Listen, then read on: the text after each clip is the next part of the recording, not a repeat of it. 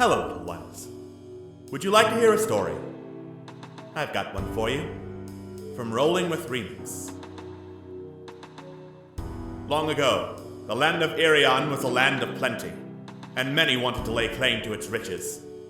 When those who lived in Irion could no longer agree on who held what, civil war broke out across the entire realm, until the kobolds, in desperation to keep their kingdom afloat, summoned the dark and terrible Dragotha.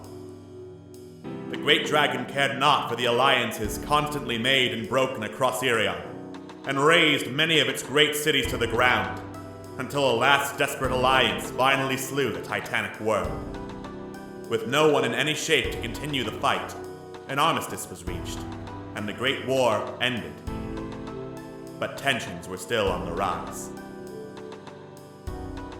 30 years later, a ragtag group of adventurers, who met at a harvest festival and joined forces to look for the missing mentor of one of their band, were hired by a mysterious old man to travel to the great city-states of Irion and perform acts of heroism that those in power would not approve of. But those same acts served to heighten tensions across the land, and the old man, secretly a scheming mind flayer, revealed that once more Irion had fallen into a great civil war.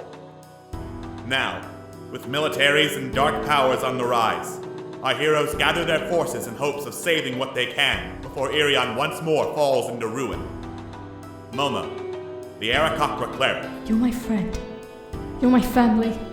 And I'll protect you at all costs. Corellian, the kobold paladin. I will not make the same mistakes again. Malifane, the half-elf rogue. I won't stand idle. Not while people's lives are at stake. Oh, this should be fun. Quintessa, the human fighter. You shouldn't be surprised. Everyone is out for themselves in the end. And Scam Likely, the goblin artificer. There are three constants: death, taxes, and my ability to dodge both. Unprepared though they might be, our heroes find themselves at the front lines of a great battle to save the fallen empires.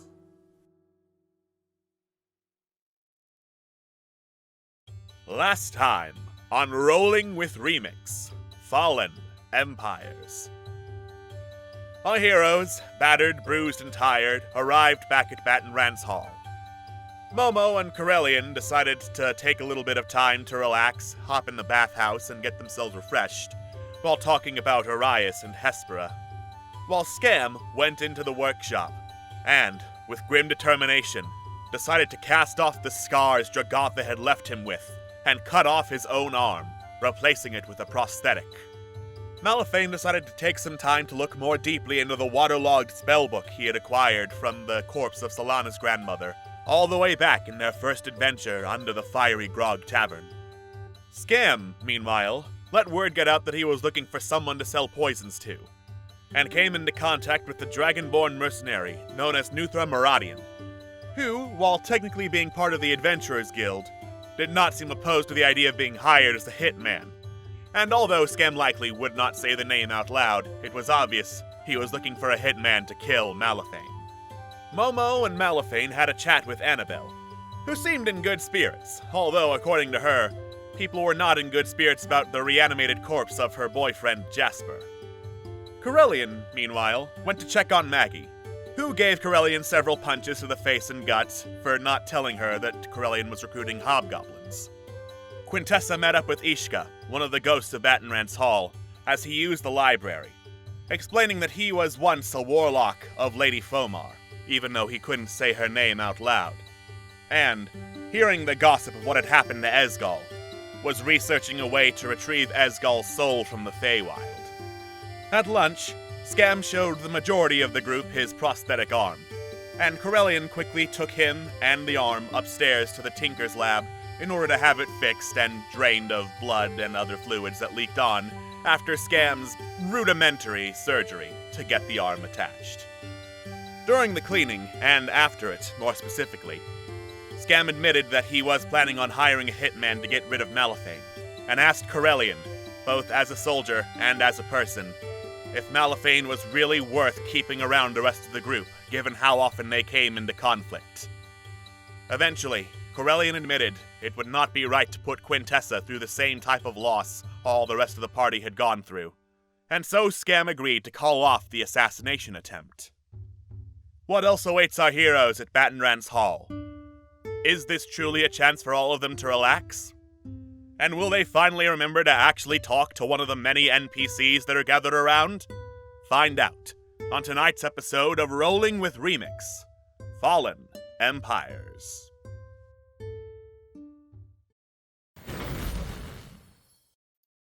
Hello and welcome to Fallen Empires. Have you checked on the children? I'm your host, Alex, and with me, as always, is my lovely casting crew. We have Atlas. Лед тронулся, господа присяжные заседатели. We have Jojo, who's not in the Roll20. What are you talking about, Alex? Of course I'm in the Roll20. You take me for some kind of fool? I'm looking at it right now. I'm in the Roll20 as we speak. Uh-huh. Wow, I'm just offended that you would even accuse me of not being on time in the Roll20. Wow, I'm just offended. We have Queen. Hello, fellow piglets. Why are none of you at work? The poos are coming. And we have Xander. The call's coming from inside the house. Thank you for understanding my references, Xander. Yeah, I was the only fucking one. I'm like, really? Alright, we doing this? Okay, cool. I'll be the one to drop it. Well, excuse me for being uncultured. Scott will not be joining us this week. Stress piled up.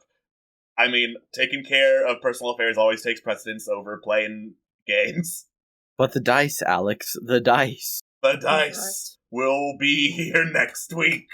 The dice gods are fickle. The dice are eternal! Praise me! Praise be to the dice gods. Alright. So, when last we left off, it was after lunch at Battenrance Hall.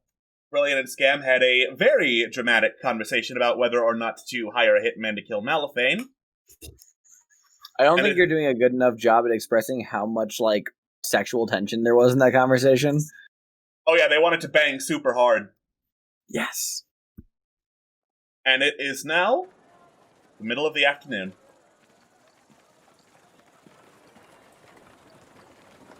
Malifane, for his part, is not feeling so well, so he's going up to his room to rest and recover, and that's my excuse for not playing Malifane this session. There's a pretty recent study that says if you eat too many apples, you can get sick. Something about, cyanide or whatever. I heard about that. I don't want to have reverse scurvy, so I'd better make sure. Reverse scurvy. Oh man, that's the name of some band. I'm not sure what kind of band that is, but it's something. Sea shanty cover band. Oh yeah. Yes. I heard. I don't remember the name of the pirate continent, but I'm pretty sure it's a band over there. Naturally. Yeah, makes perfect sense. What is everybody else up to? I think Mama's gonna go check on the kids. I mean, I cut my arm off yesterday. I guess I gotta cut off something else just to meet the hype. I guess I'm going for a leg next, maybe? Maybe cut off a leg?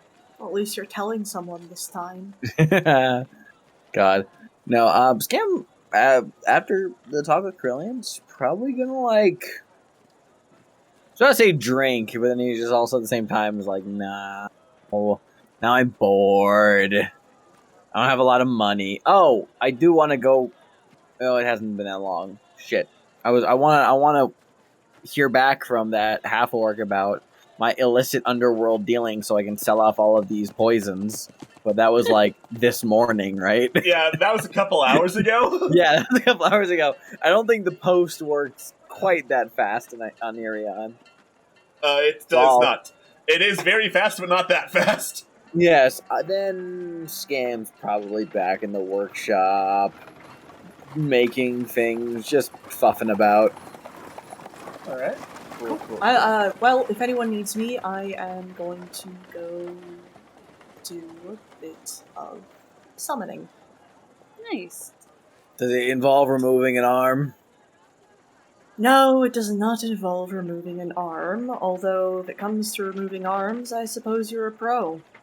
I have one under my belt. Yeah. You sure do. Well, not literally. I burned the old arm. I don't Yes, keep it yes. tucked into my belt or anything. That would be gruesome. Yeah, no, that would... Thank gods for that, at Well, nothing. least. Wait, hold on. Detaches arm tucked in the belt. I do have an arm under my belt.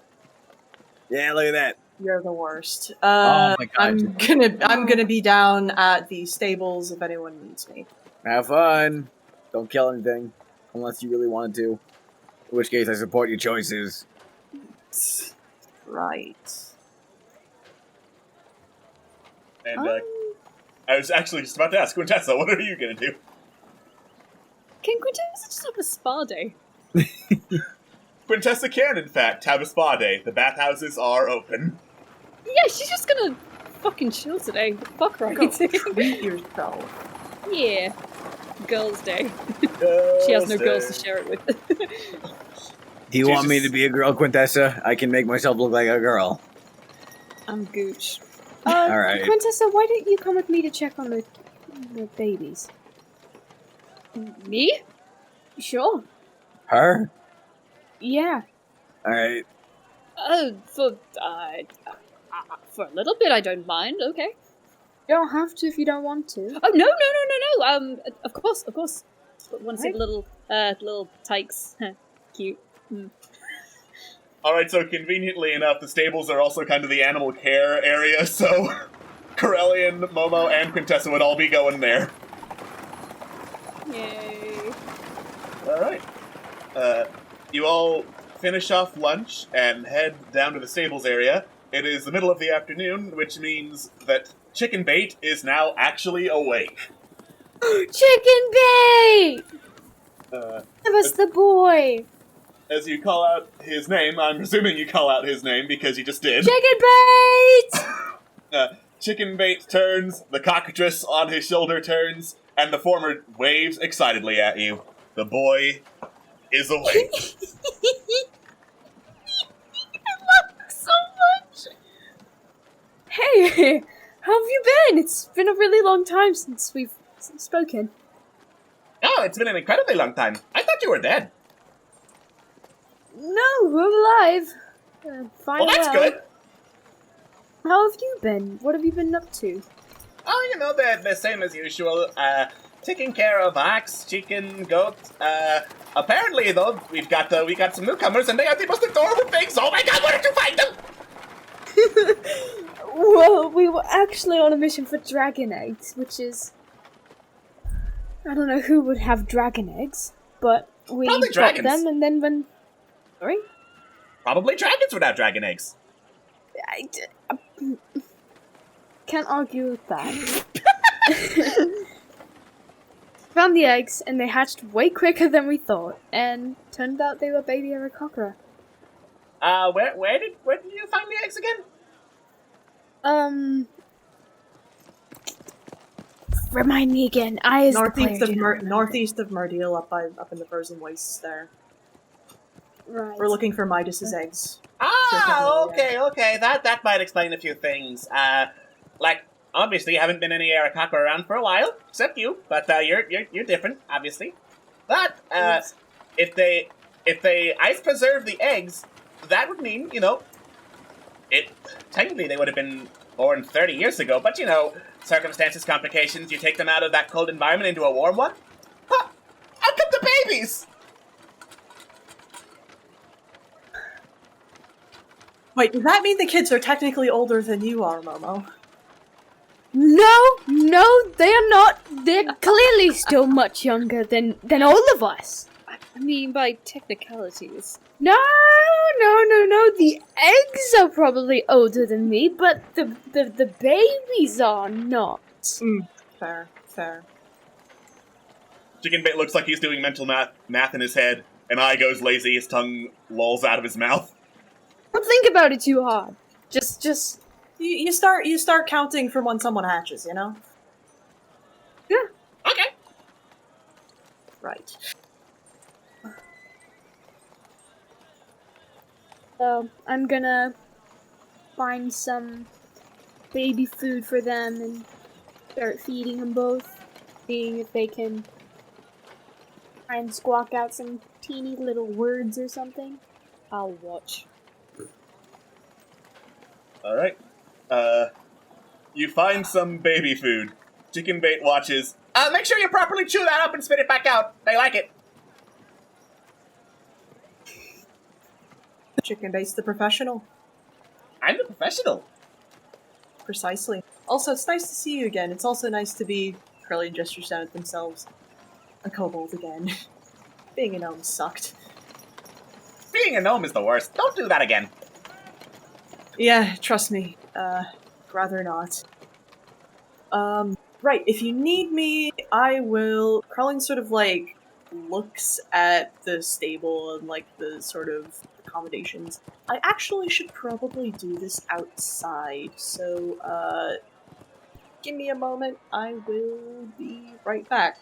And Carlin sort of, like, tilt their head to get Muska to follow them and head outside to go do things. Muska trots outside after Corellian. I was going to properly feed the children. There you go. Now you're getting it. Cortessa, don't look at me. Turns away. Nature is beautiful. Oh god, that's vile. Sounds it. Oh, lovely. It's just you doing that. It's not going to be the rest of us having to volunteer at all, right? I mean, Don't. I mean, unless you want to. No, human mouths are parasites.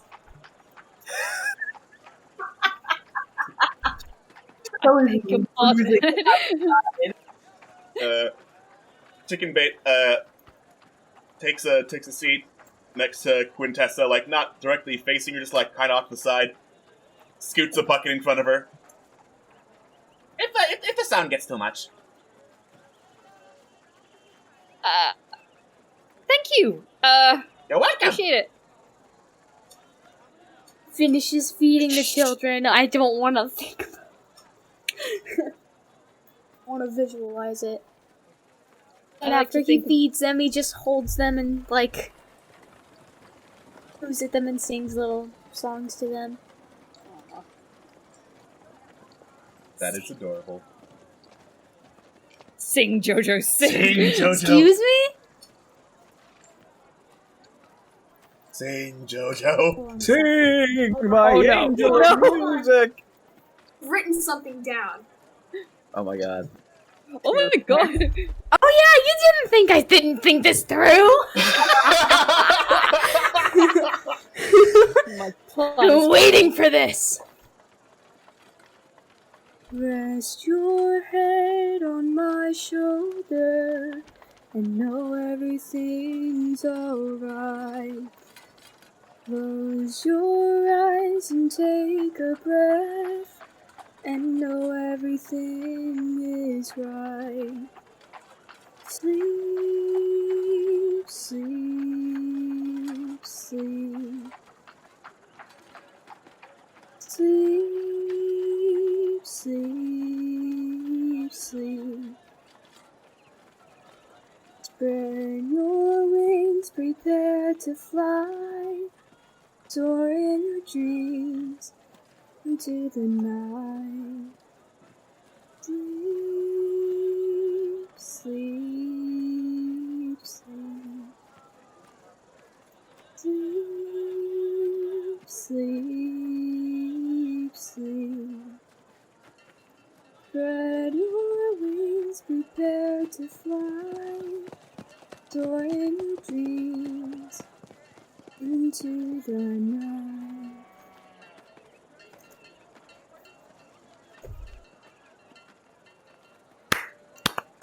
Outstanding, you guys! I wasn't expecting a fucking ballad!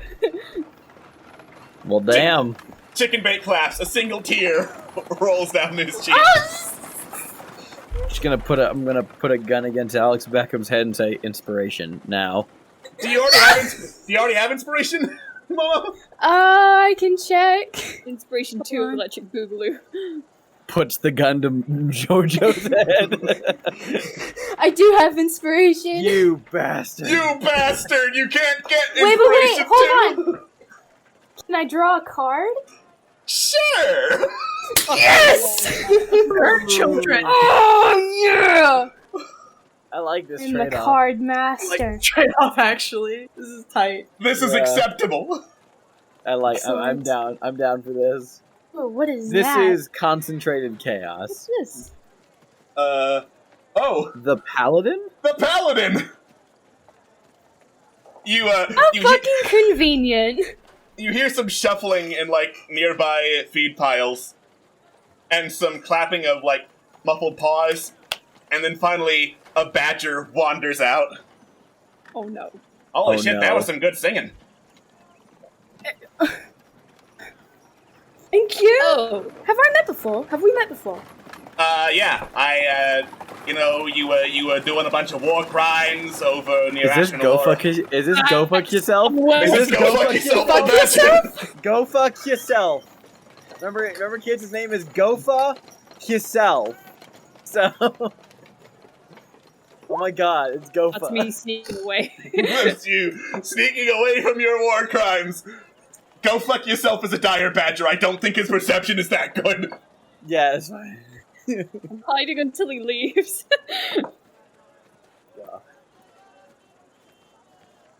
Anyway, so I take it this is the place where they feed animals, right? Yeah. Mind if I stay here for a bit? I could use like a good badger burger. Oh, of course. Help yourself. Rad. And then he just immediately starts like chowing down in one of the food troughs. Alright, Xander and I had the exact same thought, which is, when you say something is a something burger, it's usually made of that something? Oh my god. Badger burger? I'm not a real badger, you fuckers! I'm a celestial in the form of a badger! I mean, I guess it's like wearing a chicken costume and going to town on some McNuggets. So, okay, I can buy that. Yeah, the Arakakra eats chicken all the time. Why are you so angry? Valid. Valid. Valid. Right. I will shamelessly slink back and say, did you write that yourself? Oh, sort of. The melody always would hum to me while I was trying to sleep. Kind of just put words to it. It's lovely. Thank you.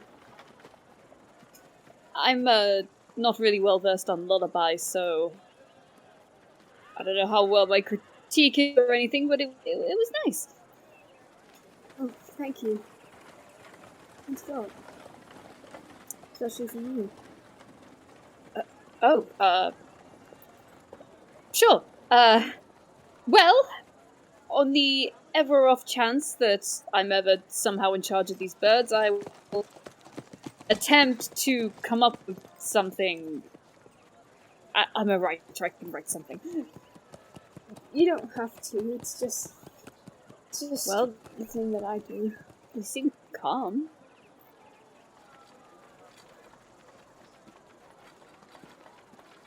Chicken bait leans in. They did in fact like it, yes. Mom was visibly blushing. Also, on the off chance that you are the one taking care, I could get you some tips on how to chew up and regurgitate their food. Actually, that would probably be very useful. I don't think I Oh. did that quite a Excellent! Well, Chicken bait just pulls This- up a chair. Maybe later. This metatextually reminds me that Scam is actually, in fact, working on a Bird mechanized bird feeder. That's quite literally one of those like dipping, bowing birds with the intention of mashing up food in its mouth and then just dipping down and spitting it into little mouths. Jesus Christ. So that was the thing I said last session. So that just reminded me that I actually should be doing that. Excellent. So, while Chicken Bait starts on his lecture about how to properly feed baby birds, Corellian, you stand outside the stables where there's a lot more open space. I sort of pause and I look around and I sort of mentally ask Mosca to stand where she is and not really doing anything. It's not something that I really have learned, but it's something that sort of I'm kind of doing it on instinct, but I think I figured out something, and so I take my time. I draw a circle around Mosca, and I scratch some draconic runes in the dust around it. I pause, I walk around it and inspect it, and I look at her, and I ask her, "Are you ready?" Mosca nods. Right. Let's do this. And Carlene casts Find Greater Steed. Alright. Hell yeah. The markings that you drew in the ground glow, Mosca glows, and, like, for a second, it's just one big old ball kind of shape of light, and then it starts to transform. Like, wings sprout out of Mosca's back as her front paws disappear, her back paws spread out a little bit, get talons on the end of them, and stag horns grow out of her head. The light starts to fade, and Mosca has now taken the shape of this huge, like, I believe these are man-sized, a man-sized creature. That, you know what, I'm just gonna show the character sheet. Just show the picture. Because there's no chance you're ever gonna see one of these naturally in Irion, but this is a Mosca's Paraton. horrifying now. Yo! Fuck, that is amazing! Mosca's anime transformation. Yeah. And as the light fades, Mosca stands in the form of a Paraton, and the shadow is in the shape of a winged humanoid. Carlene is just this awe is on their face, and they take a few steps forward and just hug her neck fluff. Thank God, now 3 of us can fly. You're beautiful, and just sort of circles around her, does an inspection, make sure everything's okay, and just, so, how do you feel? I feel pretty. You are gorgeous. I know. You wanna go flying? Oh, heck yeah. Fuck yes. And Corellin will sort of get onto her back, and we're gonna fucking go flying. Alright. You take to the skies, soaring above Battenrant's Hall. Hearing the cries below you, all sorts of expletives, usually along the lines of, "Oh, Jesus, fuck, shit!" as people run away at the sight of a Paraton circling the hall above them.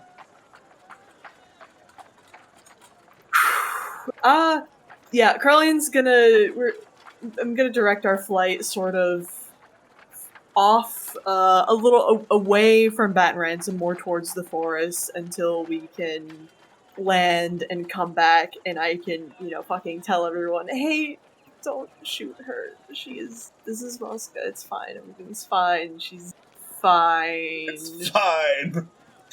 Okay, so, like, how many people would actually know what a Paraton is? So Paratons are not native to Irion. I'm not native to Irion. Can I roll history? Sure. Like, if it comes up for you, then absolutely you can roll history to see if you know what a Paraton is. I have no idea what that is. I've never seen one before in my life. I've not seen it yet, so I wouldn't know. So You have not even seen the Paraton yet. So, that being said, Corellian, you drop off Muska for just a little bit and head back to Bannerance to say, "Hey guys, so Muska got a makeover." It's fine. It's totally fine. It's great. She's still the same Muska that anyone ever knew. You know, just can fly now, and is fine. It's fine. In Corellian's eyes, Muska is the most gorgeous creature he's ever seen, or one of the most gorgeous creatures he's ever seen. People think she's monstrous. What the fuck is wrong with that? Yeah, they're the ones with the problem. Exactly, that's what I'm saying. Yeah. And then once I get done making sure that she's not gonna get shot out of the fucking air, I'm going to nip back into the stables, you know, let people know I did what I needed to do. If you need me, I'm gonna go find Captain Tarth and do some talking. That's what I do now. Talk. Great. Good. Excellent. While Corellian goes off to do that, feeding the babies is over. It is now later in the afternoon, and I believe Quintessa wanted a spa day. True. Unless Momo wants to say anything else. After he puts away the little kids and huddles them all up for bed and starts heading out with Quintessa, it's just... Quintessa, can I ask a personal question? Can't wait. There is a spa. I want to sit. I mean, it could wait, but Alright, 10 minutes.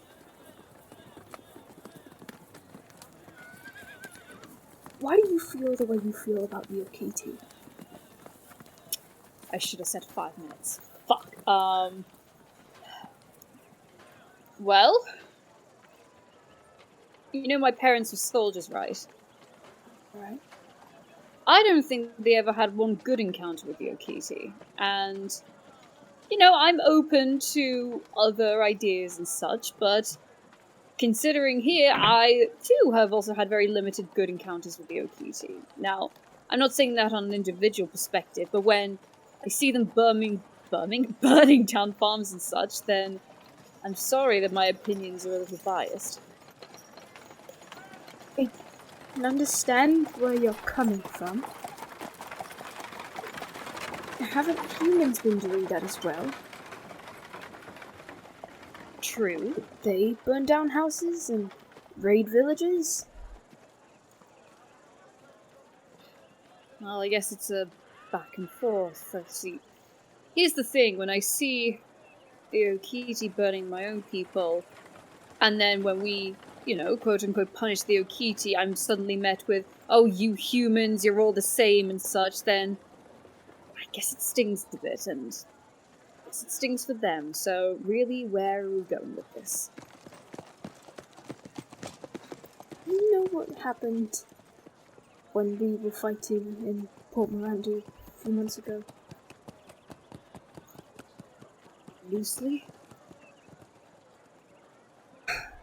He, puffs up the back of his feathers like he's getting ready to drop some shit. So,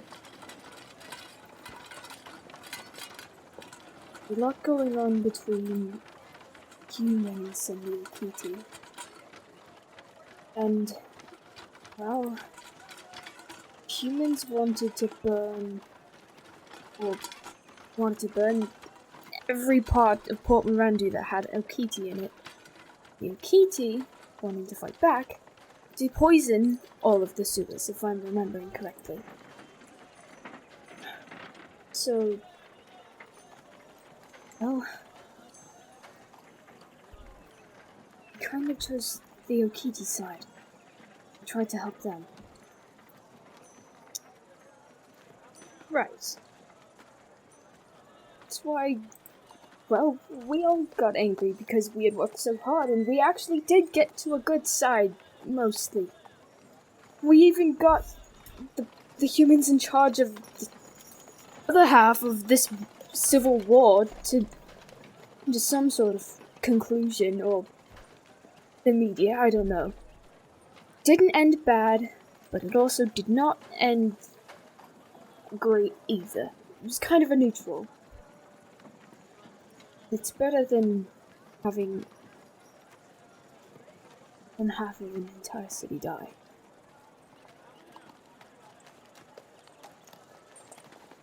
Momo, do you want me in this team? What? Honestly, I'm sorry. I'm sorry for my opinions.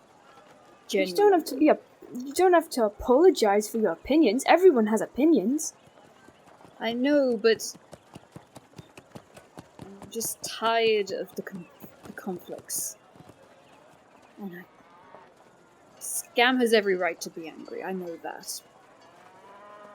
Part of me feels that maybe I should just... God, I've had this conversation before. Maybe I should just stay here. Doesn't really say anything. He kind of just looks away for a second. And looks back.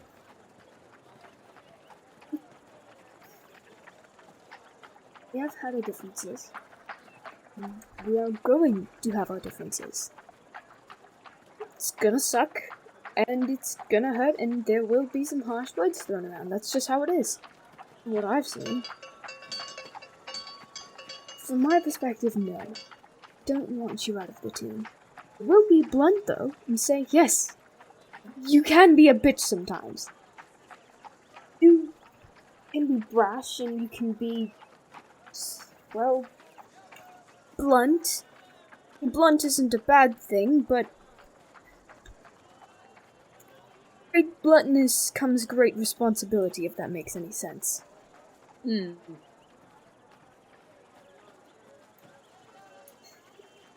Doesn't really collide well with some other people on this team. So I've noticed. Well, we've had our disagreements and arguments and other things. And he kinda looks away for a second. Just for all that it's worth, no. I don't want you to leave this team. Just this war's scary. I don't ever say I'm scared, but it does scare me. I'm scared every single day. Again, maybe one day I'm gonna wake up and the entirety of Baton Rouge is gonna be burned to the ground and I'll be the only one left again! Well, here's the thing. That's not gonna happen, because if the entirety of Batarans burns down, I'm coming out of these flames, and I'm killing whoever's responsible, because that's my library. No one touches my books.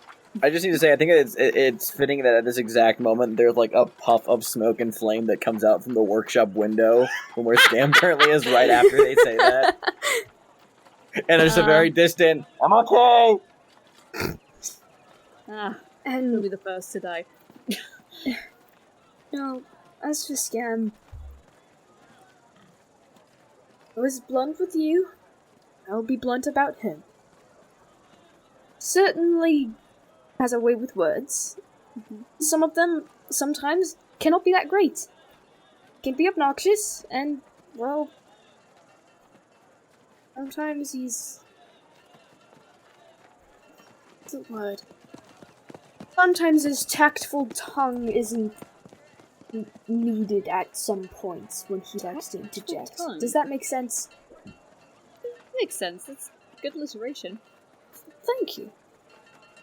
I still like him and love him as a friend and still want him on the team nonetheless. He is the most complicated person I've ever met in my life. Because here's the thing. All of you are complicated! Everyone on this team is complicated! There's no such thing as a simple person, Quintessa. I know, it's just... I mean, have you looked at my fiancé? I mean, He's a whole plural other... fiancés. He's a whole other conversation for another day. Point being is... Scam makes it so easy for me to hate him, but then he makes it just as easy for me to change my mind. It's weird. He's a con man. It's kind of how he wants you to feel. Yeah, bugger. Oh. Well, the point being is...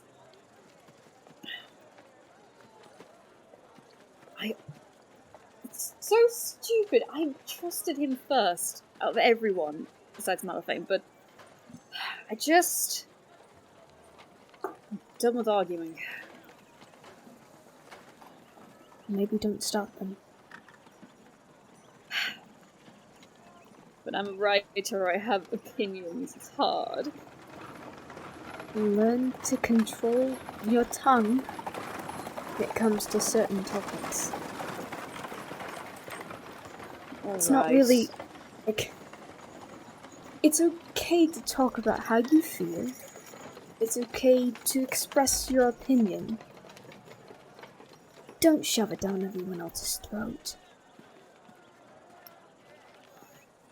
Alright. What if I spoon feed it to them? As long as you're not trying to shove the spoon into their throat, then that should be fine. No, I'll do it like a mum does to a baby, like an airplane. What's an airplane? Chicken Bait says, leaning out of the stables. Oh, yeah, fuck!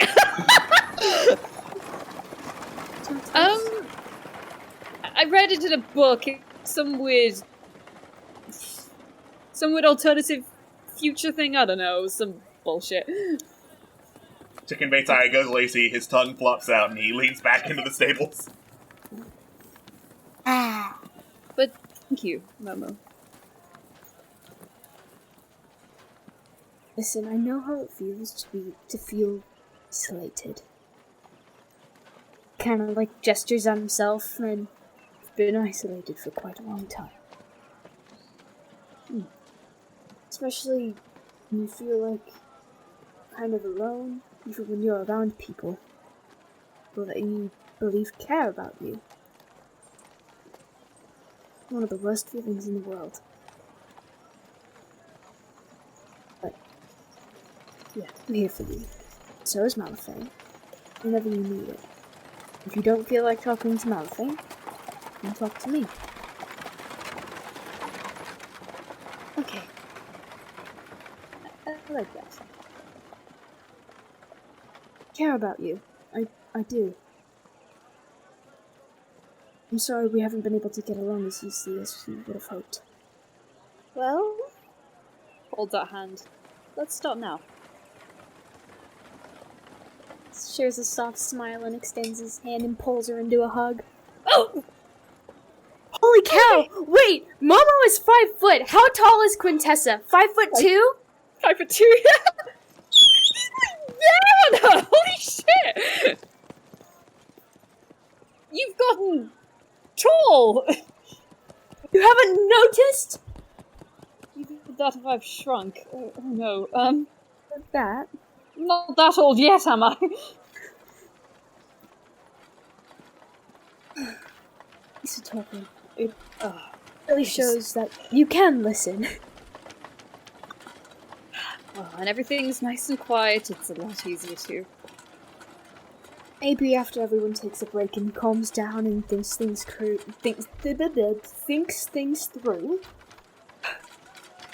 maybe we can all get along a little better. Sounds nice. Yeah. Well, first step to that is the bathhouse. Understandable. I'm going to... One more thing. You said your mentor's name was Arias. Yes. Why do you ask? You know, my father's name was Arios. Really? Mm-hmm. How cool is that? I know.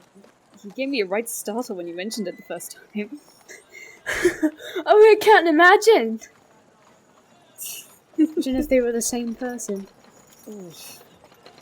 No, you... I doubt you'd have liked my father. They say that.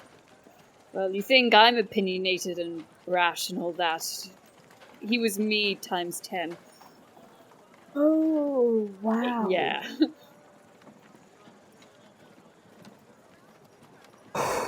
But that's neither here nor there. He's not around anymore.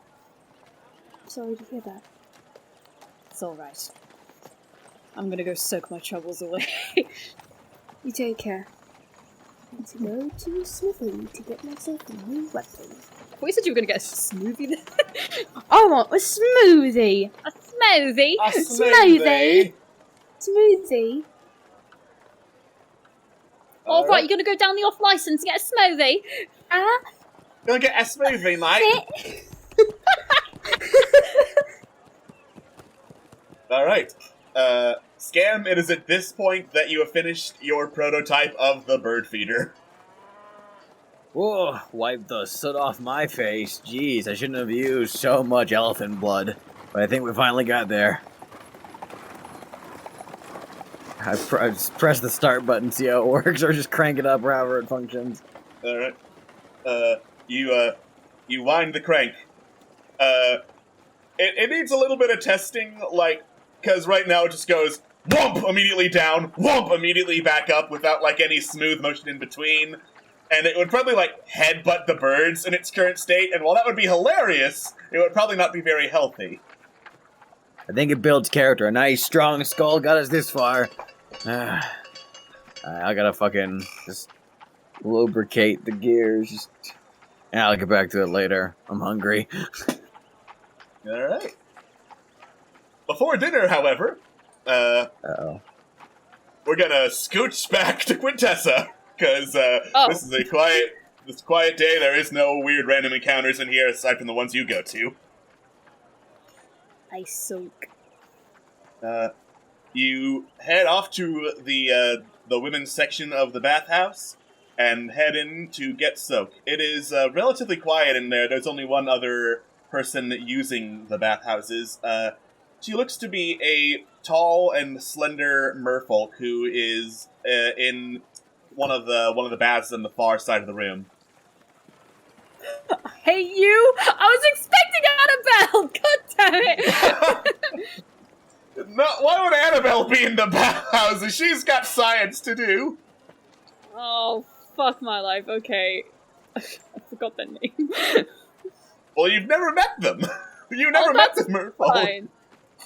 Okay, I'm just gonna bathe and just hope they don't acknowledge me. She kind of opens her eyes and gives a long stare down as you enter. But as you just bathe and do nothing else, she seems content and just, like, doesn't do anything. Good. You continue to sit in awkward silence in the bathhouses, because that's just what happens. I feel like Quintessa's awkward enough to where she'd have brought her glasses and she keeps having to take them off and wipe them every 5 seconds. This is a most unfortunate use of your time, Quintessa. You probably should have taken them off beforehand. When do I have any good use of my time? Exactly. Alright. Eventually, the merfolk pushes herself upward so that her tail is now just barely in the sauna, touches a necklace around her, and her tail glows, splits off into 2 legs, and she stands up, wraps a towel around herself, and starts to head outside. I'm not gonna lie, that was pretty fucking impressive. She wouldn't have, like, stared at that, but she'd just have been a bit like, oh, ooh. Huh. Oh, legs. Ooh, whoa! That's the last thing I expected it to look like. Alright, and unless you want to say anything, she is just gonna leave. She has no reason to speak to her! Great, then she is just gonna leave. You think Quintessa initiates conversation? She's more cultured than that. Of course she is. Sorry. And you spend the rest of the afternoon soaking in the bathhouse, wondering why couldn't it have been Annabelle in here instead? Okay, here's the unfortunate thing. Like, Quintessa's not good at interaction, and then you put her with a girl. You really think she's going to be good at talking to girls? Unfortunate. I think we could just stop the sentence that you really think she's going to be good at talking.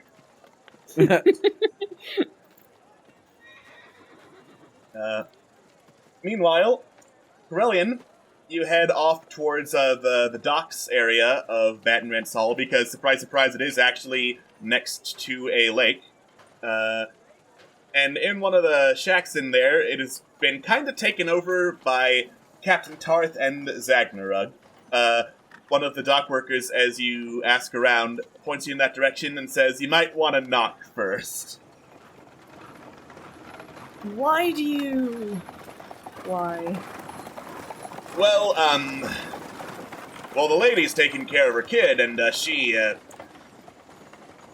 tends to, like, not really wear a shirt when she does it. Corellian, being mostly reptilian, just sort of shrugs. Alright. Alright. Sure. Thanks for the, heads up, I guess. Actually, quick question before I head out. Everything been alright in the docks area? Things going smoothly? Things have been going alright. Lot of different ships passing by, couple marrow swimming too, but, since this is a neutral port, nothing, no shenanigans, if that's what you're asking. Good. You actually, one last question. You haven't been hearing any news or rumors about Minotaurs, have you? The dock worker slowly nods. Couple. Heard that they are trying to take control of the northern waters and, well, Central Straits, but, haven't seen any Minotaur ships sailing this way, so they must have a different way of getting south, I guess. Oh, thank the gods for that. Thank you. Of course. Good luck with whatever. Cheers. Off Corellian goes to do whatever. And, I mean, they were gonna knock first anyway, because that's the polite thing to do, so. Alright. You knock first. A few seconds of silence pass. And then eventually you hear Captain Tarth ask, "What?" It's Corellian, just wanted to check in. Alright.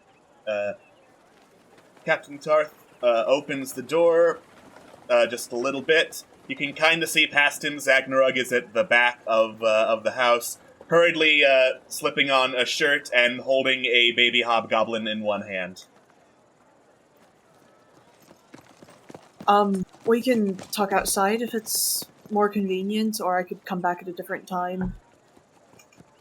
Tarth opens the door. In. Sure. And he Owen just, like, strolls in. slams it behind you. Right. So, how have things been? About as warm a welcome as could be expected. Corellian slowly nods. Yeah. I, spoke to Maggie. She had a few, Corellian holds up a fist, choice words for me. And I will offer you the same apologies that I offered her. I should have said something to you ahead of time, so I'm sorry. Tarth tilts his head in confusion. Why do you apologize? It was kind of shit of me to send you here without warning you of the welcome that you were likely to receive. Because I honestly didn't think about it, and I should have. You say this as if it is surprising in the least. You say this as if everywhere hobgoblins go, we do not expect resistance.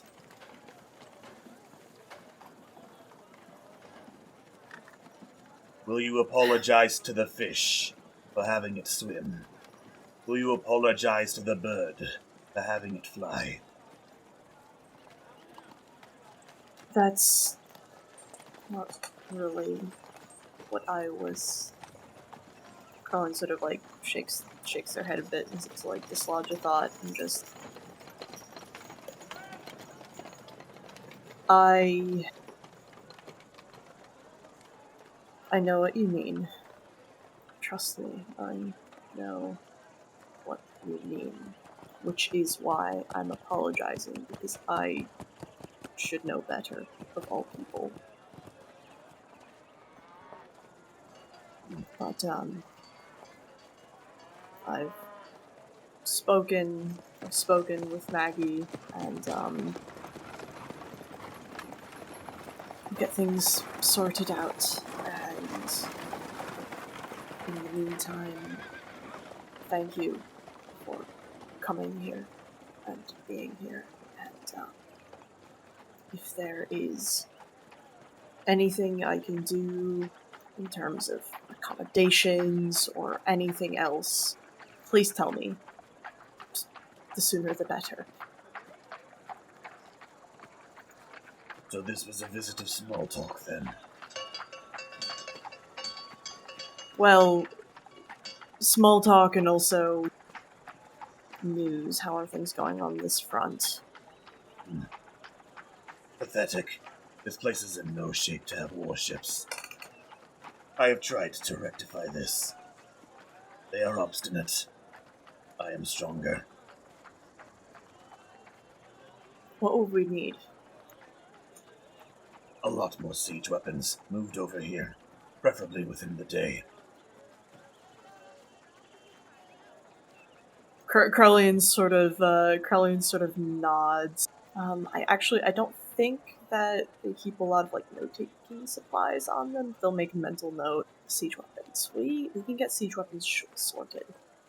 I don't know if we could do it within the day, but we can certainly at least get work started within the day. Do you think it's worth it, having warships? War is coming. And before you ask how I know, war is in my blood. I have never doubted your expertise. Right. Thank you, Captain. And, as always, if you need anything at all, please let me or one of the others know. We'll see what we can do. And if anyone gives you shit, please let me know. You turn to leave, and Tarth calls out, You can tell your Maggie that she is a fine warrior. And it is out of respect for you saving my child that I have not slit her throat. Krellian sort of like doesn't turn, but sort of flicks in your acknowledgement and nods.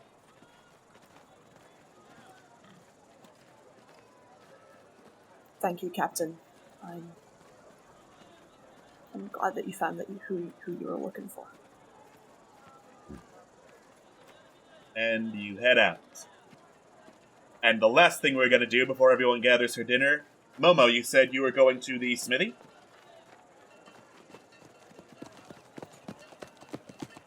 Momo? You're on mute.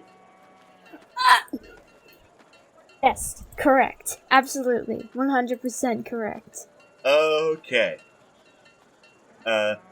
you head inside the smithy near the front of Battenrant's grounds.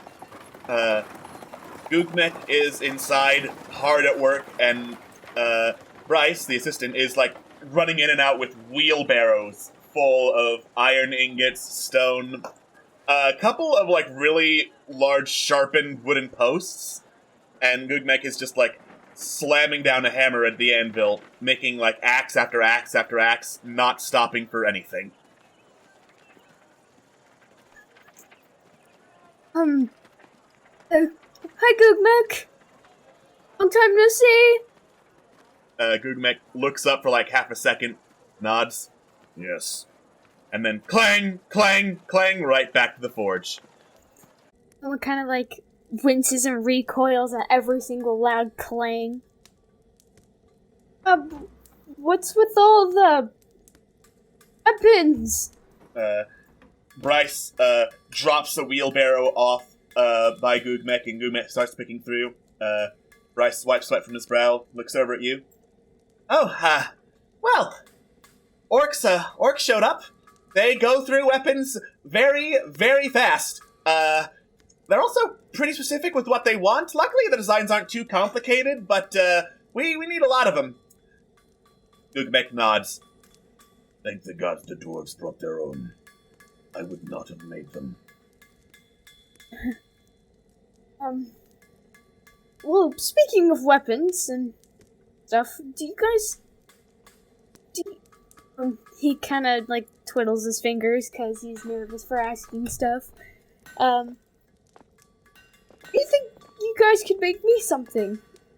How much would a sizable blade be? Define sizable. Maybe about foot shorter than me, or maybe about my height exactly. So a great sword then? A Kaiser blade. Have you ever heard of that? Or maybe something like a scythe? No, a scythe would be like what's the thing you have? It's a sickle, yes? Yeah.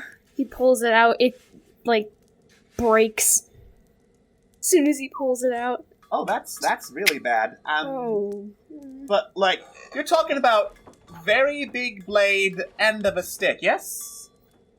Yes, exactly. Yeah. Maybe they call it Kaiser blade over across the seas. Usually the common term for it over in Irion is a glaive. A glaive? Well, if that's what it's properly called, then a glaive, yes. Well, good news is, cost-wise, since you and the rest of the staff over at the hall are the ones paying our salary, it is free. Bryce looks over at Gugmek, trying to see, did I remember that right? Did I remember that price right? Gugmek slowly nods. You will have to wait a little bit. We need to finish all these other orders first. Oh, of course, absolutely. There's no rush. Right. But it should be ready by the middle of the day tomorrow. It's fast? Certainly. Thank you so much. It is fast, yeah, but we've kind of worked out a system to get all of these done quick as possible. Kidding. Thank you very much. I will be sure to come by tomorrow. Good luck with the rest of the weapons. Oh, of course. And Bryce waves you goodbye. Gugmek gives like a single half nod and goes straight back to work, making a whole bunch of great axes. Those hard-working men need a break. He's gonna walk away all giddy excited for his new glaive. Glaive! And it is now dinner time. For dinner. Dinner is oysters. Nice. I had oysters before. Just don't crack your beak on any of them. I didn't know I could do that. So, he's gonna proceed to eat the oysters. So, Momo, fancy a spot of flying after dinner? Sure. You didn't like to be picked up. Oh, no. I got something else sorted out. I think Scam you'll. make you something. Corellian flashbacks to how loud those fucking rocket boots are. No, came up with a bit more of an elegant solution. But, Scam, if you're up for it, then why not? Down Hopping for on the back of that thing? Oh, first off, Corellian raises a claw. It's Mosca. Second off, oh, you saw already. Or Yeah, you heard no, I saw already. it zipping around and the screams that followed. Yeah, Hey, let's just what? say I'm... What happened? People are notified. It's fine. No, it's good, I just heard it. It's startled, but it's Mhm. interesting. I get flight sickness or anything that isn't my rocket boot, so I'm going to take a rain check on that for now. Totally fair. Although, I mean, if anything does go down, you're probably the only one in the group who could fly on her back, either, if necessary. Yeah, true, And I mean, true. she knows you, so Small folks up top. yes. Carlin sort of like raises a claw and goes back to their Oh oysters. god, they left me hanging. Hell. Keeps the arm held up and he says, "Joke's on you, this is the prosthetic. I can keep its joints locked into place.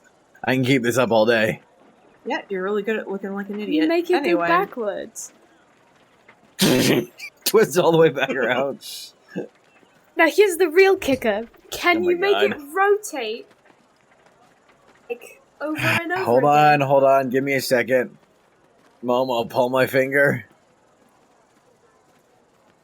There's a suspicious look. Slowly reaches up to the finger and pulls it. I have the arm fully pinwheel around and slap Momo in the face gently. Yes, correct. Yeah, there you go. See, spins around just fine. Fucking hate you. I know. Oh. Anyway, what happened with Mosca? well, she can fly now, so I guess you'll just have to wait and see. She got big. Did she? Well, it's exciting! And he starts like quickly eating his food because he's excited. So Momo is what's slurping. the plan, by the way? In terms of Just what we're doing now. well, I'm not sure. We ready to hop on a boat and leave yet, or what's the plan? I mean, like, we're gonna go kill that squid boy? Like, what are we doing? Well, Malaphane's sick, so we can't really do anything right now. Well, obviously we're gonna wait until he's better, unless you could just leave him here. But obviously we're gonna wait until he's better. well, first off, well, I still need to do a lot of management. Batting rounds, checking on people, get things ordered, make sure that things are prepared for, the inevitable and all that. That'll probably take a few days. I don't think that we have any other jobs lined up per se. Not that I'm aware of, at least. Do any of you remember? Big shrug. No.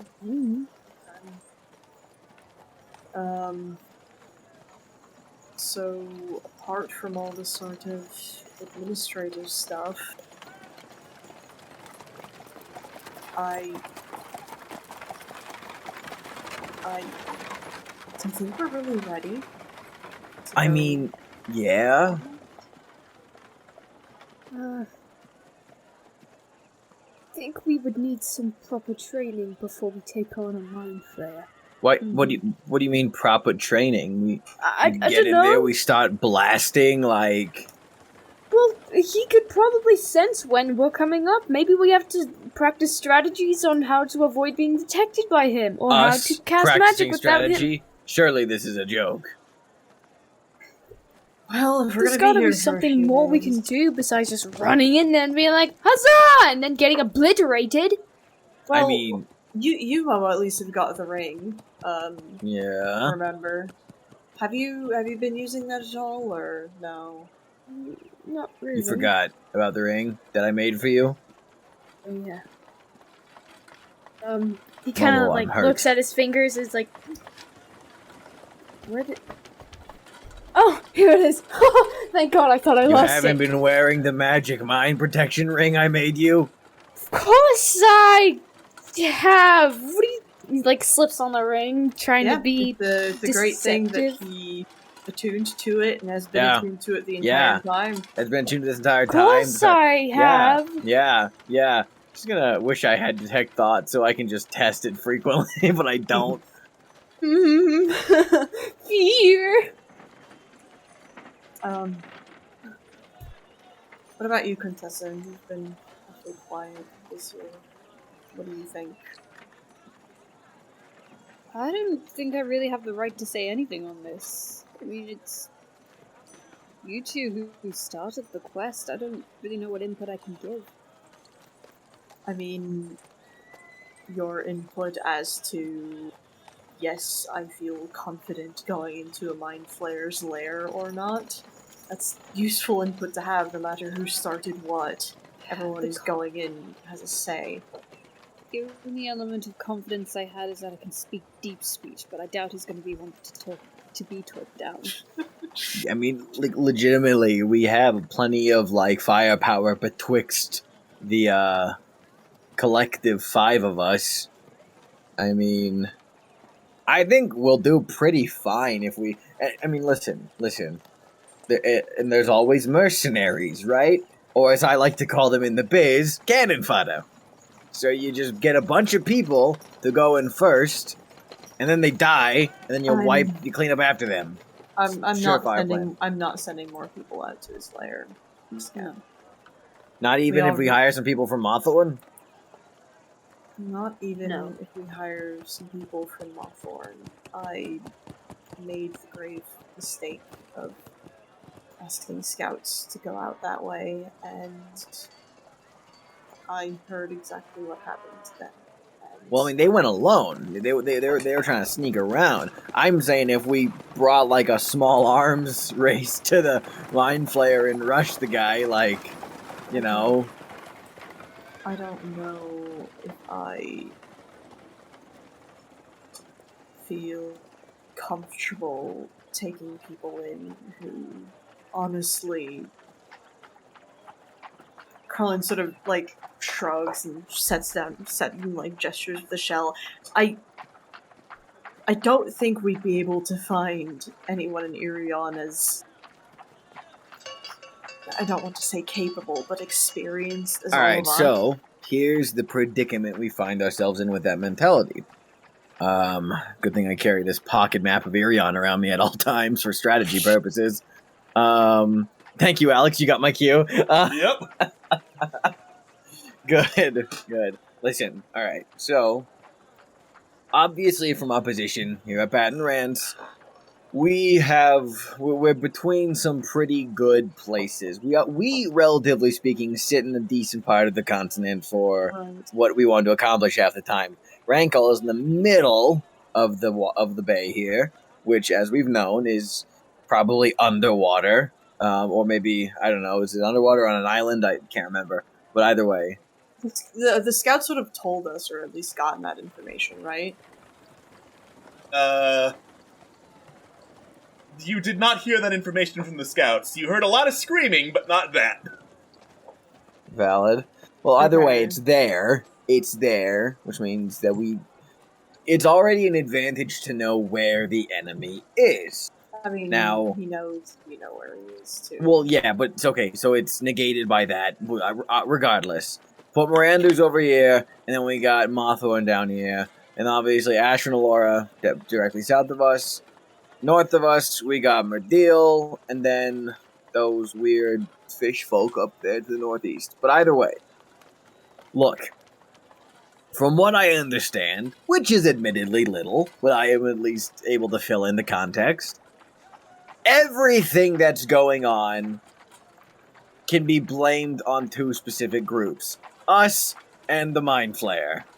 And by us, I mean you guys, because I joined the group after things got bad. I've made them worse, but I at least acknowledge that I was not the full instigator. Yeah, you weren't the one being played by a literal mind. Exactly. So, because of this one individual, the entire world's gone buck wild, essentially. So, we can either cut the head of the snake. It's not going to fix everything immediately, but it will at least stop the puppet master. You cut the strings, things are still going to fall. However, can't move the puppet around anymore. Now either we do that now, or we wait and we try to do more things and possibly make the world even worse. But I'll just circle back to that in a second. The reason why I see that if we want to strike at the head of the beast now, cut it off, make the fuckery stop, and hell, there might even be a solution in there for proving to the various armies of Irion. By the way, you've all been played for suckers, Jape of the Decade, am I right? And then you can work it on from there. But we either go in by ourselves, the five of us. Which, by the way, we're pretty disgusting. We do a lot of pain. Like, God, Corellian, your entire thing is hating people and making them regret it. Like, it's a big thing. You hit hard. It's the only thing I'm good at. Yeah, I know. Well, okay. Well, anyway, so there is that. But as Momo here feels particularly self-conscious about rushing in as ourselves. Okay, valid take. I think we can do it, but I also hear out Momo's concerns. So that leaves us with a particularly interesting situation. Either we suck it up and go in, possibly threatening the integrity of our group if one of us or more of us are terrified of going into the situation if we don't feel prepared. It's like if you walk in expecting failure, you'll fail or something, whatever the saying is. What I'm getting to is, if not that, then we need to consider one of two options. A, hire swords. Blades for hire. People who make a living off of killing things and walking into dangerous situations. Obviously, Corellian, you don't feel good about sending people in there. I hear that. I respect it. I don't understand it, but I respect it. At the same time, there is merit, I think, in that area of people who make this their living going in with us simultaneously. Will some of them die? Probably. But they're not exactly being sent in by themselves. That said, the other option, which I don't see how it would work out, but I guess you could call the nobler option, is rallying our own army or force to go in there with us. Now again, No. Corellian's just looking hot. Why? Why? Because people here, the quote army here, own force. They're just people who came here for protection. They didn't sign up for any of this shit. I agree with you, Scam. If we're going to go in, let's get some sellswords. Let's get some people who know exactly what they're getting into and who they know that, this is the life that they signed up for. And the fact that they'll be going in with us, it makes everyone's chances for survival better. But as much as I hesitate to bring other people in here, I refuse to bring people from Baton Rance. Did I say Baton Rance? Did I said our army, our people. What else? I say that no. I said we rally a army. I didn't say which army. I'm not saying let's go out there and A conscript. army. I'm not saying we conscript, like, we force the people here to fight alongside us. But if there are people here that want to fight alongside us, they want to take up arms against this cause, we let them. If they want to. I'm not saying we begin recruiting off the streets now, but we have scant allies. I'm sure maybe the Underhill King can loan us some regiments. You know, we can get something with us. There are enough sources that we can rally people, different than paying off people. But either we pay people to fight alongside us, they're more disposable, just from a market standpoint, or we rally people. And if anything, we have Lord Batarans himself, who probably knows of what we need to talk to. And Krellin sort of nods slowly. Do you think, this is a little off topic, but you're the one scam who goes in and all the tinkering and gadgetry. I'm part of the guild, but I've always been calling foxes a claw.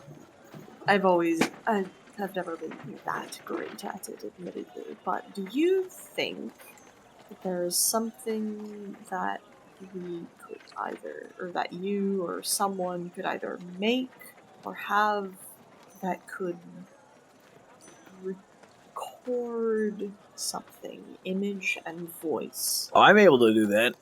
As proof. Yeah, Because no, I can that's do the that. one thing, yeah.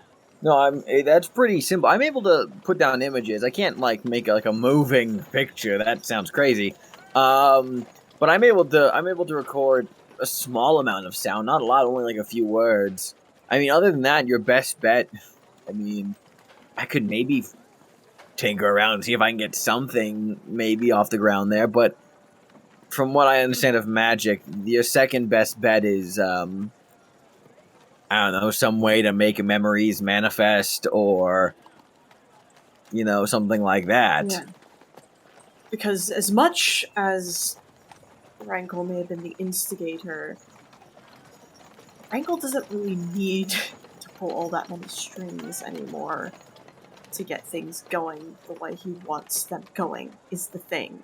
So we're going to need some kind of inalienable proof, some sort of admittance, some sort of anything that will get people to listen to us, because, you know, we've tried telling people, we've tried the whole, oh, you know, I'll go under a zone of truth sort of thing.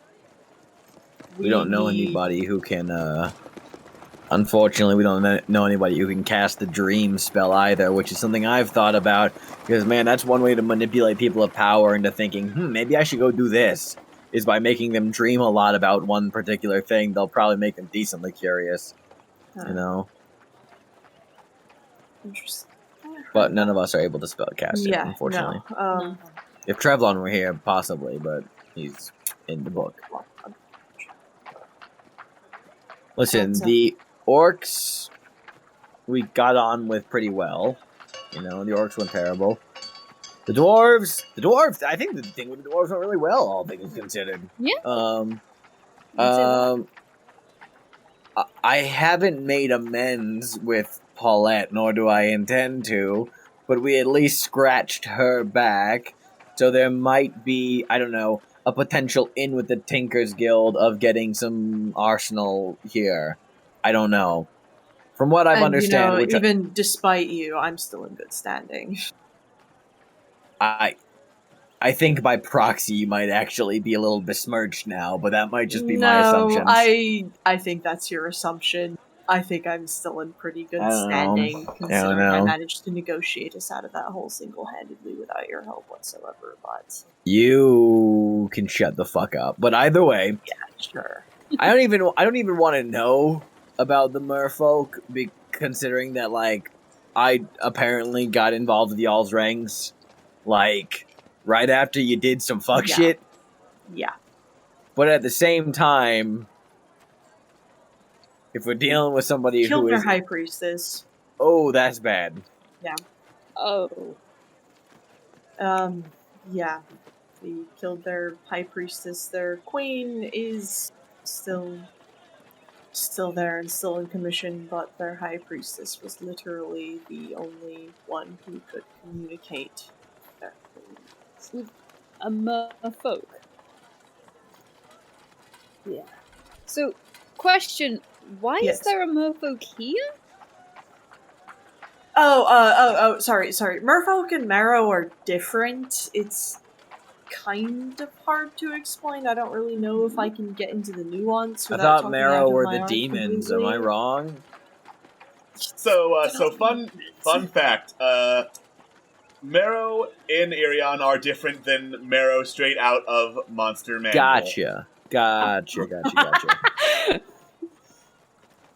Would it be feasible to say that maybe Corellian could like sort of patch together an explanation of the difference between Merfolk and Marrow, and like you could tell people, because I don't think I can coherently do that right now, unfortunately. At least not in, that's like, valid. thank you. So the best way I think Corellian would be able to describe it, the physical differences are way more obvious if you are a merfolk or a marrow, but generally, marrow are beefier, and marrow have, like, ancestry that used to be, like, super in ties with demons, and there are probably still some that are, but most of them aren't. Marrow would basically be like the tieflings of the merfolk world. Gotcha. Okay, understood. Cool. So wow, you fucked it up big time with them. Yeah, to say it. And as I've learned, we are especially beefed with the kobolds. We're not especially beefed with them. They're not going to outright attack us or anything. Mm-hmm. And we did side with them against the Marrow, and the fact that Snolgu is still alive and still leading them is very good, all things considered, and it's basically only happening because I died. But we wouldn't be able to rely on the kobolds for reinforcements, but they wouldn't actively attack us, at least, and we did try to do them a favor. So we are completely fucking beefed with the elves, so, you know. We're completely fucking beefed with Oriad, so, you know. There are the humans of Port Mirandu. They're currently in, you know, a whole thing with the Okiti.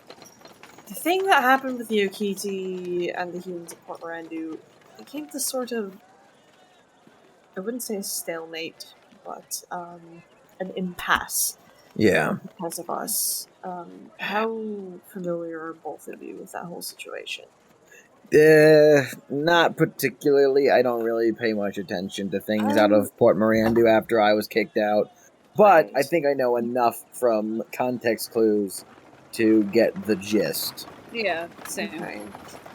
Yeah. So, where I stand with all of this is, and I think this is what we really need to boil this down to, all the things we're saying, I can't think of a single thing else to do other than go for it. Going for it, exactly. Like, we can beat around the bush all we want. We can try to hunt for more ancient lost artifacts. We can walk into the Deadlands and fight the Lich Queen herself for whatever purposes we can dig up. But again, these all seem like stretches when the more obvious path seems to be going for it. Now or never and all that. Can I suggest one thing? Please. I'm open. I mean, this is a diversion, and I know we just finished getting the book back, and we want to leave all of this real stuff behind, but I was visited the other day by a ghost in the library. Yeah, isn't this place which one? haunted? His name's Ishka? Oh, Oh, Ishka. yes. Yeah. Oh, fuck, I haven't met any of the ghosts yet, and they visited Quintessa before me? Bullshit. Maybe if you were more likable. Yeah, I'm just... I think that the dead have... Oh. I think the dead have plenty to like from me, because they know that I'm no longer a threat to their existence unless I want to Ooh. Need some ice for that burn. be. Shut up, Momo. Sure, scam. Yes, Ishka, library. Well, he told me about... I don't know if any of you know the reasonings of his death, but he told me. I About his don't death? think he ever went into specifics. He was more focused on his aims in life and his whole goals as the major domo of this place when he was still alive. Yeah, why did he kick the bucket then? Well, in order to... Sorry if I get this wrong. In order to basically enforce certain things he wanted, he made a deal with Lady Famar. Oh, shit. And when all was said and done, during that fight or whatever, he killed Stormkirk's murderer, and for some reason, there was some violation or whatever, and Lady Famar wasn't happy, and she basically buried him alive. Ooh, that's a one way to go. I But- wonder what he could have possibly done while killing Jennifer to invoke Lady Fomar's wrath, because... Hmm. Oh, have you met Jennifer, by the way? She's lovely. No, not yet. Oh. Wait, they're in the same mansion together? No. Jennifer's more around the ground type. Oh. If you ever hear, the sound of horses' hooves and never see anything, that's probably Jennifer. She's actually pretty great. Class act, all things considered. I haven't spoken to her. I'll try to find her sometime. But, yeah, no. Jennifer and Stormkirk and Ishka, the three ghosts of that. Not Stormkirk, pardon, but Lord Banrands himself. I'm sorry, I misspoke there. Lord Banrands himself. They all have a history, obviously. They're all trapped here, unfortunately. Or fortunately for us, but, yeah, no. Well, Ishka is looking to pass on. But obviously, this whole dealing with Lady Famar, he can't.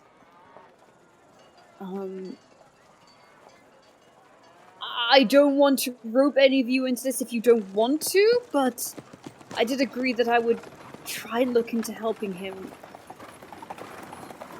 We'll be knocking around here for a few days anyway, while we're doing... I mean, yeah, might as well. I mean, God, I'm sure there has to be some easy way of, like, making a ghost go poof, right? Like, making them go away. It's not just about making them go away, it's about letting them pass on. Yeah. Okay, I but mean, I you can't think you exactly can just force them to pass on, right? Isn't that how that works? Well, you can't just shoot it and it goes poof. It'll just kind of reassemble, I think. I thought, like, Momo here had abilities to, like, make ghosts be, like, pachow. That's the undead. Ghosts are undead! Yeah, I know, but like physical undead, not ethereal or incorporeal even. I don't think I have these. Kind of rude. Ishka's been helpful. Yeah. I mean, like, does he want to be put to rest? Is that his whole thing?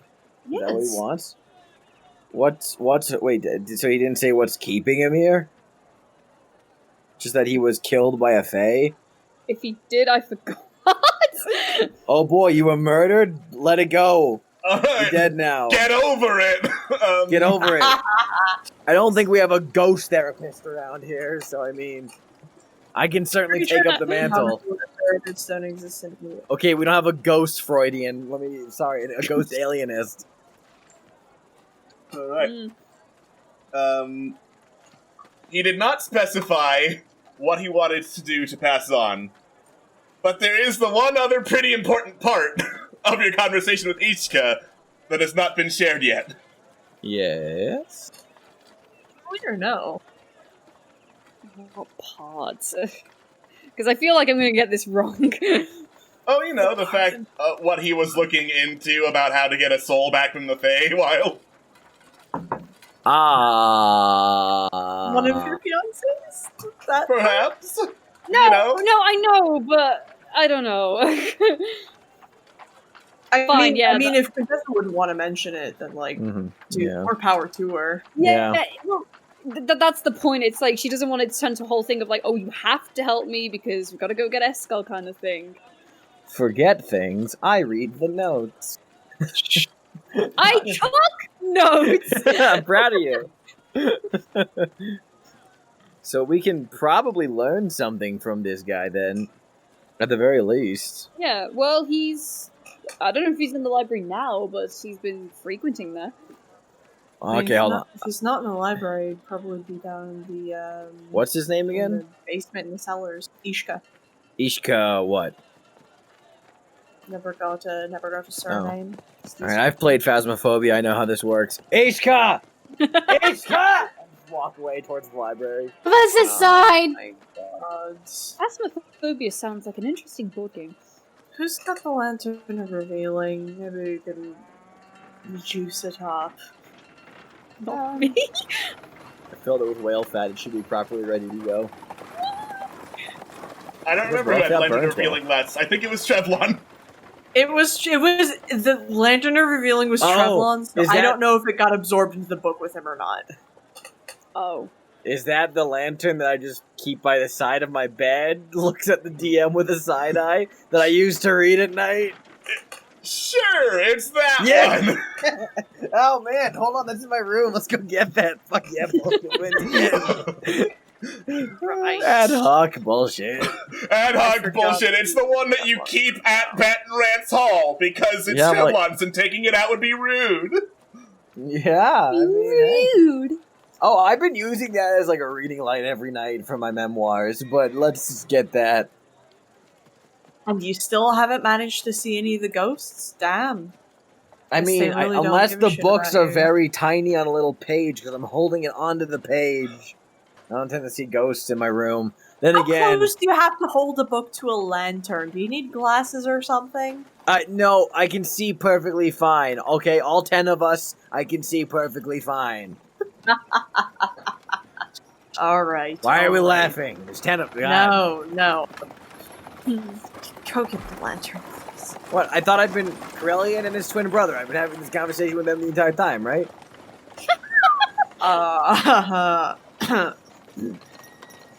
Lantern time. Lantern time. With the lantern. Alright. You go up to Scam's room and get the Lantern of Revealing that was there the whole time. The whole time. It's been here the whole time. Stop questioning it.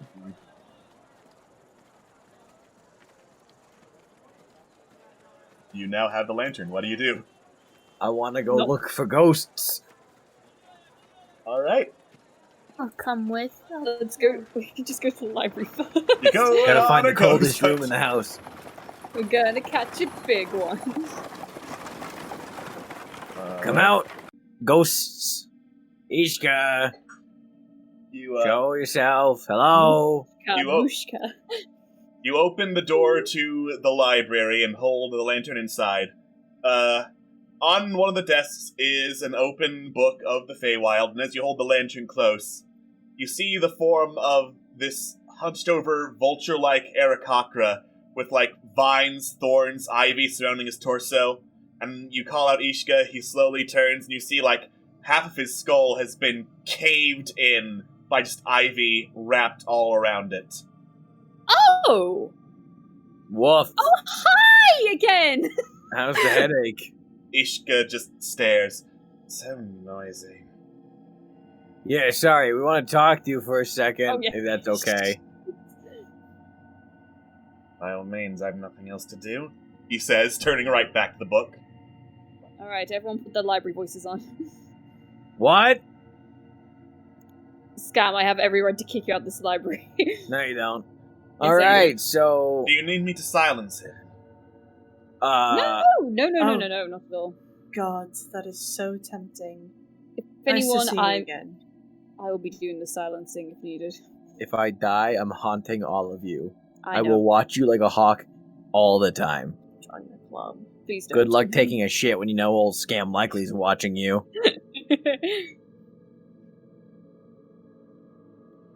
Yeah, that's right. I said it. All right. So who's taking the lead on this conversation here?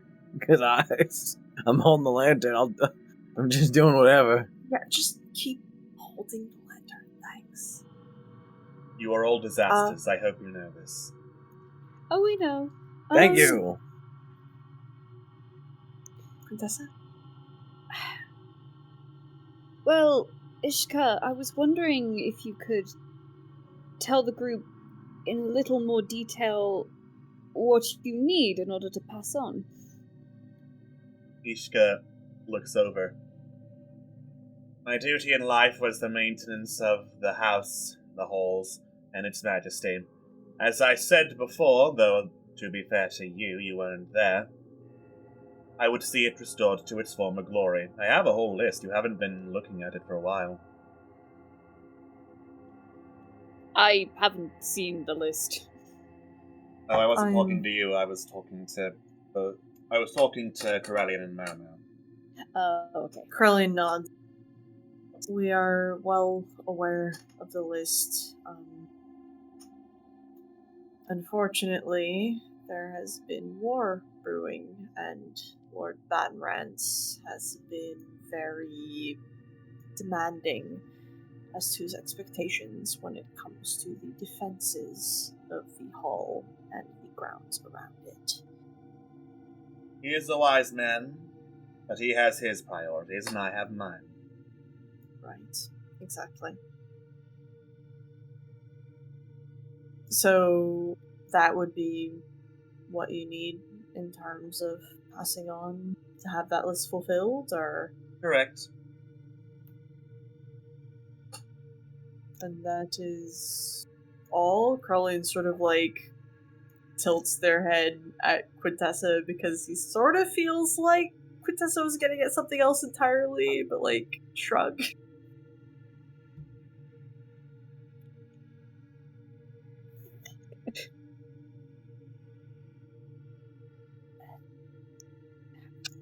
There's more. Oh? What is it?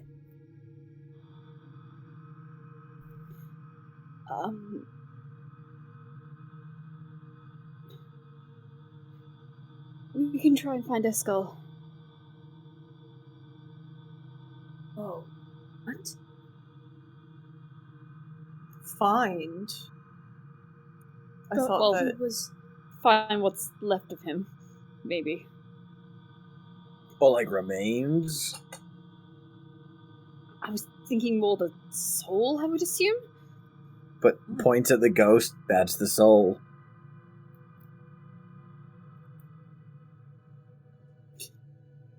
Do I look like a fiancé to you? Yeah, I was going to say. So,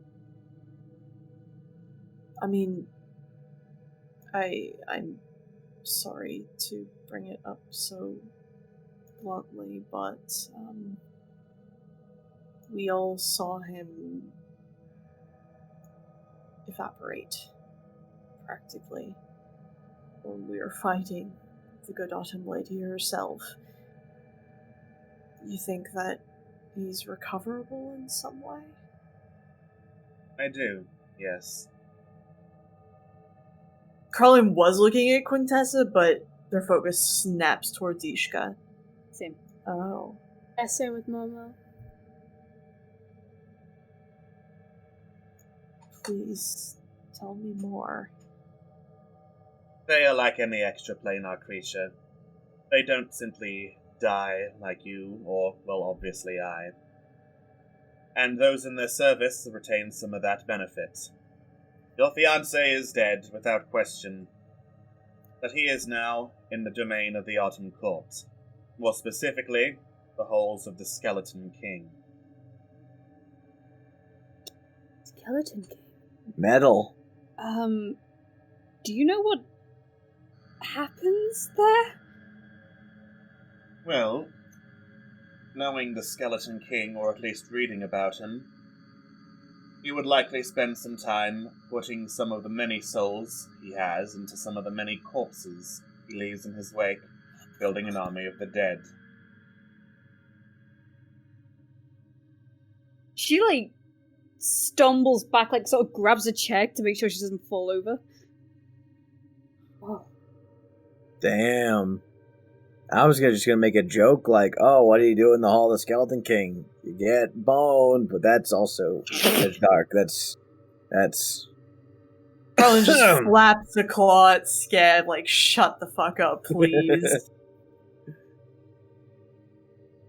Actually, out of character, dumb question, but if you put a soul into a corpse, is it still technically undead? Or is it just like...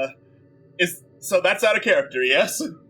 Yes, that is completely out of character. Because I'm genuinely curious as a player. Soul in the wrong body, though. Okay, gotcha. So, like, not to be too on the nose, I say, outright lying. But you know the Horned King from the Black Cauldron? Oh, Fuck my life. Yeah, it's that army of the dead kind of thing.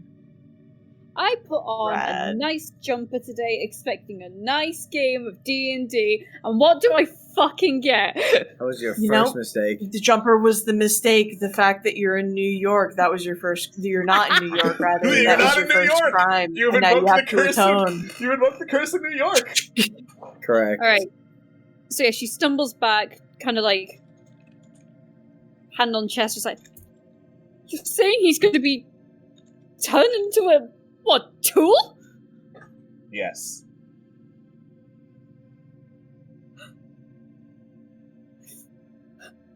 I fucking shot at him. It's okay. How is that okay? You couldn't have known, Quintessa. You couldn't have known. You could not have known. For all you knew, Esgul was in a body same as any one of us was, and that his soul functioned the same as any of ours did. That was the, that was the assumption that anyone... Why would you have thought anything differently? You couldn't have known. Alright? So... He looks back to Ishka. How would one get a soul back from there? Unfortunately, such a task has rarely been done. There are, of course, legends, mostly about those who already serve gods and goddesses of death taking back what is, and I quote, rightfully theirs. But from what I could research, all the stories involve entering the halls of the Skeleton King, retrieving the soul, and running. Escal was a part of Malafine. Could be a chance there. Yeah. No, honestly, Colleen sort of slowly nods and looks towards everyone. I really liked Esgul, and having Esgul on our side would be... I know it sounds callous to be so pragmatic, but having Esgul around would be very, very helpful. So... I'm glad you were the one to say it, because I couldn't agree more. Unless people are opposed... Scam, you've never met Esgul. I mean, I killed him, technically. Yes, but Oh you've my never god, met you two would get along like a house on fire in the best way. Oh, I know. You two would be just his thieves. I mean, he looks like Malifane, so I'm happy to kill him, but yeah, okay, I'll take your word for it. Krillin raises a claw. Malifane, but bastard. Alright, son of a bitch, I'm in. What's up?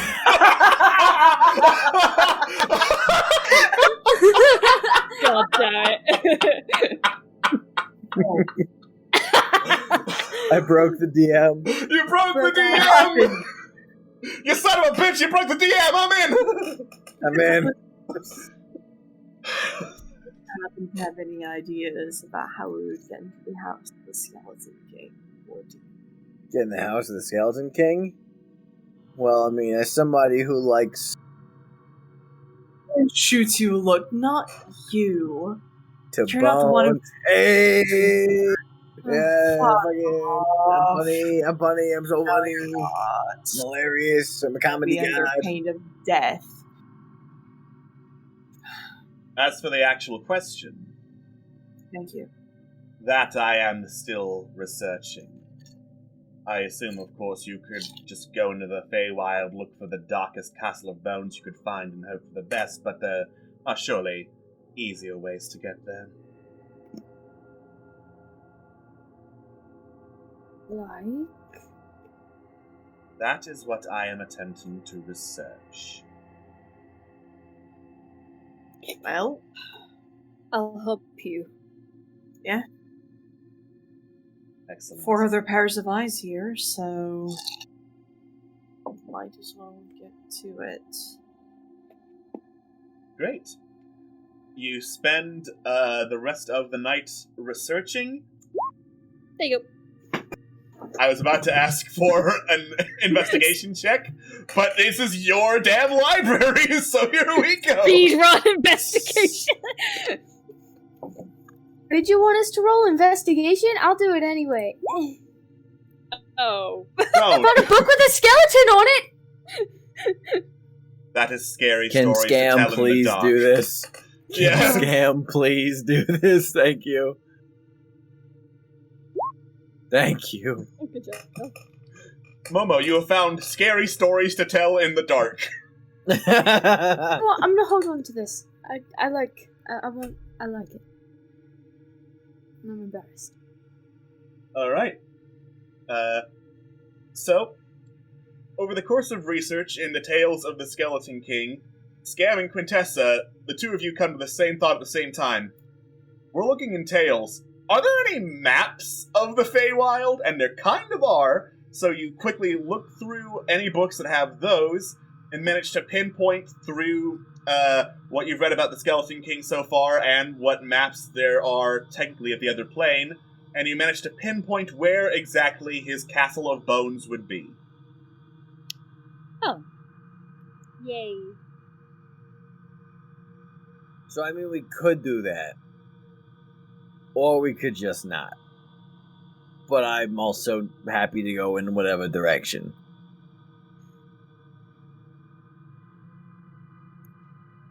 If you want to focus on Rancol instead, fine, but I need to stay for this. Say for reading books? Finding a way there. So can you do that after we, solve the war?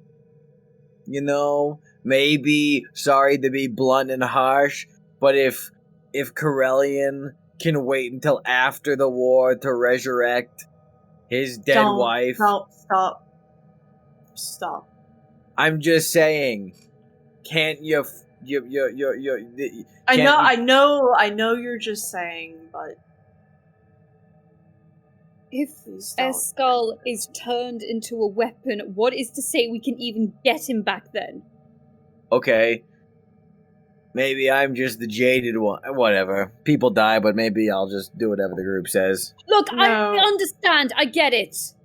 Oh my You know god, what- Quintessa, I'm sorry your boyfriend died. I'm sorry I killed him. But also at the same time, get over it. Krillin, I'm not even going to argue with that. think of it this way. Rankle has a lot of allies. We really don't.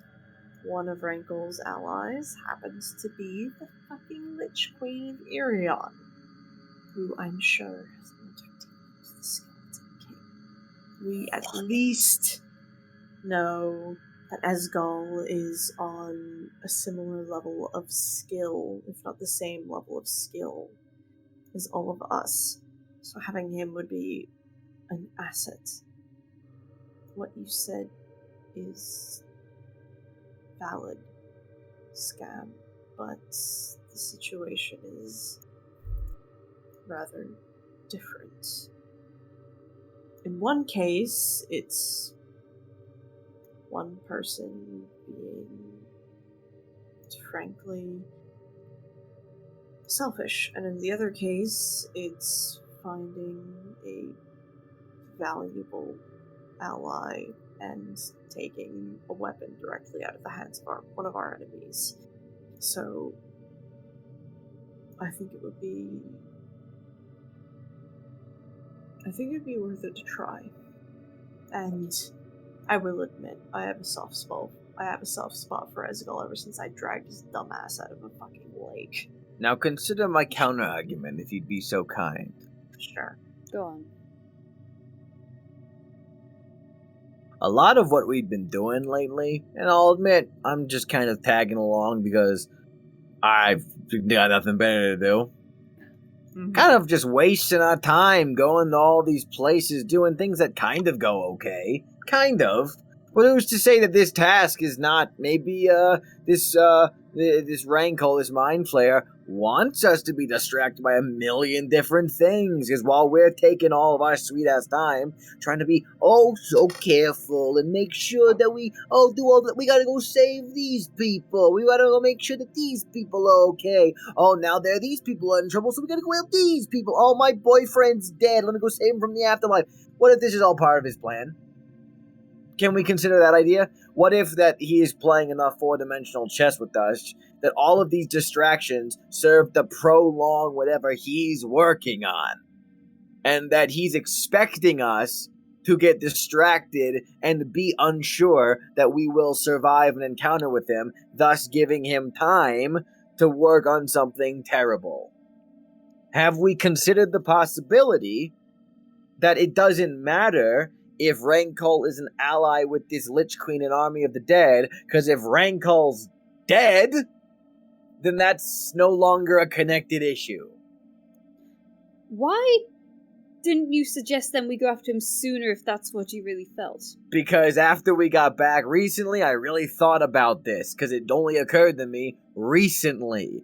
This whole thing that we've been doing, it was like, great, we can go off and we can do this, but it's felt off to me so far. I really sat down and thought last couple of days, ever since I cut off my arm. Interestingly enough, I think the blood loss helped with the clarity of my brain, but thinking, we can't cover every base. We cannot solve every problem.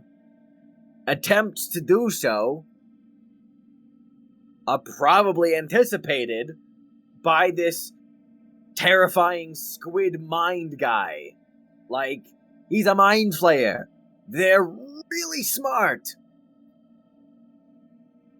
We know for a fact he's fucked around with some of the stuff out there that we've seen with, like, I would not be surprised, is what I am saying, if we are making a major mistake. Listen, sorry to break it to you like this.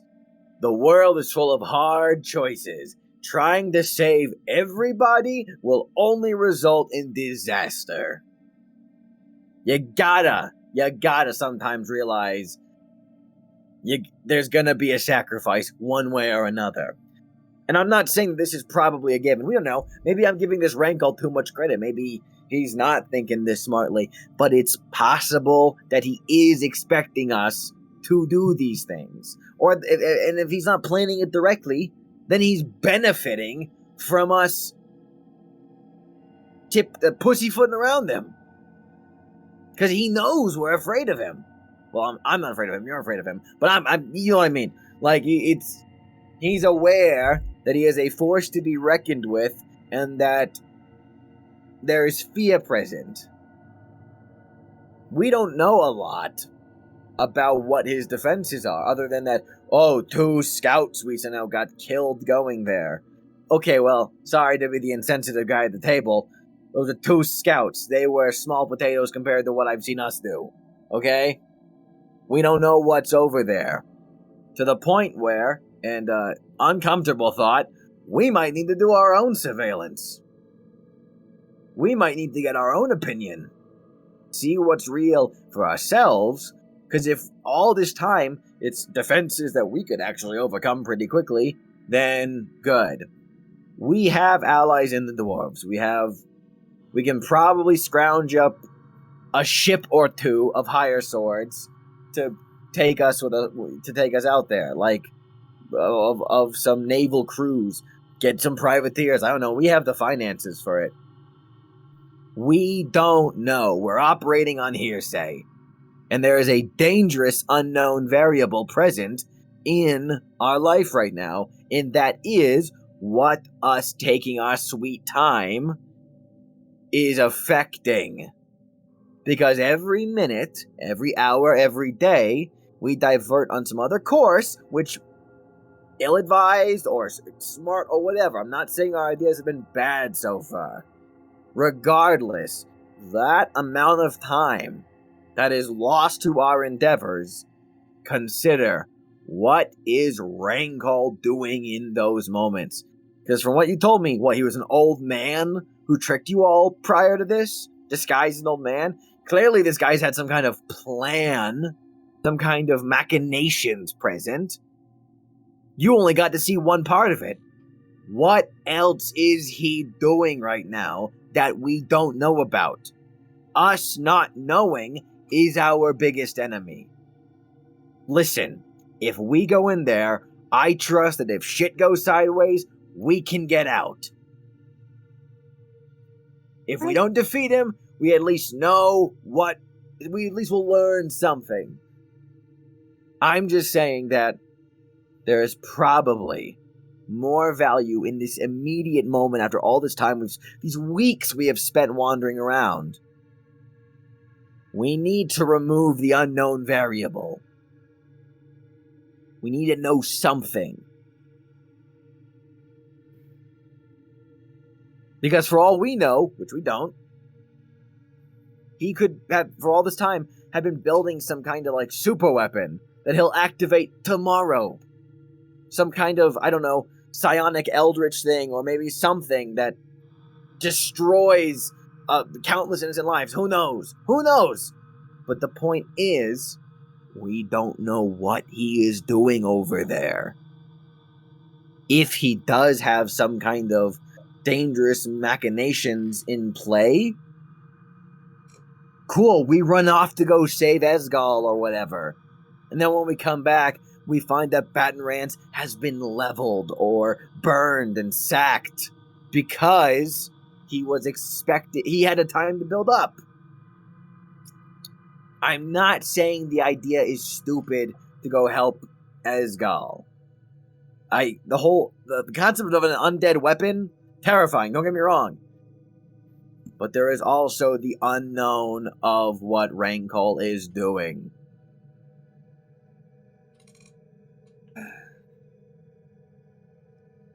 Right. You're absolutely right.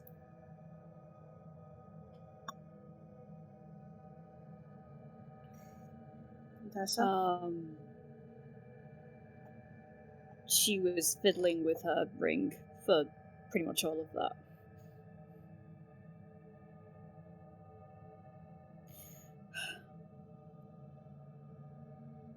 I don't know. I thought I could do this, but knowing now where he is and the risk.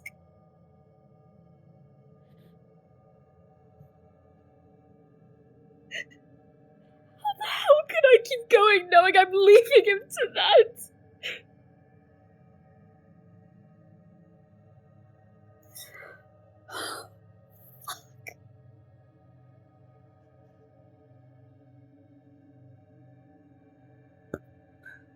Listen, I never met Esgal. I mean, I did. I killed him when I first met him, but you know what I mean. But at the same time, from what I've heard, by Malifane but bastard. Oh, cool. So that means he's better than Malifane. Gotcha. Is that I don't know what his priorities in life are, but even at the very core of my bastardom, there's a degree where I wouldn't want myself and my own suffering to, take priority over a bunch of innocent lives. I hate admitting that, but yeah, okay, like I'm... Oh, surprise, Scam likely is selfless enough sometimes, but... If nothing else, I take it that Esgal would probably rather you didn't choose him over, the world. Or maybe he does. I don't know. I'm just taking a stab in the dark here. Escal is crazy. Somewhat an idiot sometimes. Selfish. But above all, just wanted to be his own person. He's probably so scared. Well, forgive me if I don't show sympathy.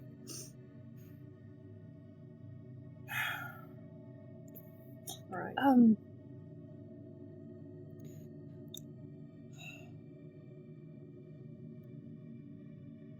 Here's the thing. I'd agree with you. And then I think of Malifane. You know how he's gonna react to this. Do we? Do we?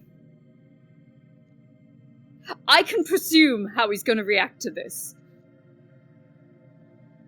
Can you? Okay. What would that be? Hurt.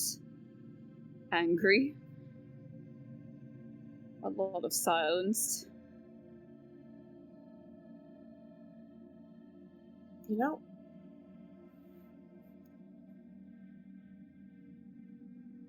Princessa, you're gonna hate me for saying this.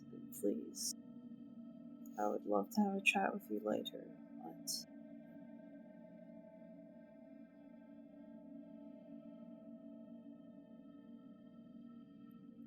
Malifane wasn't as cut up as you would think about not having Esgal around.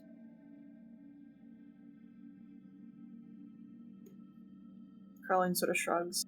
In fact, as long as I've known Malifane, which you've known him longer, he was always the one to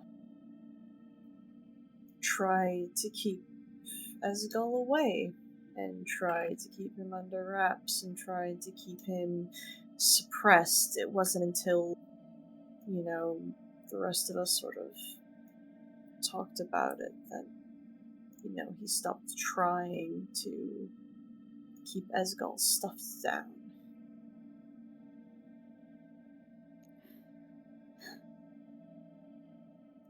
I'm sorry. You know what's Sorry. ironic?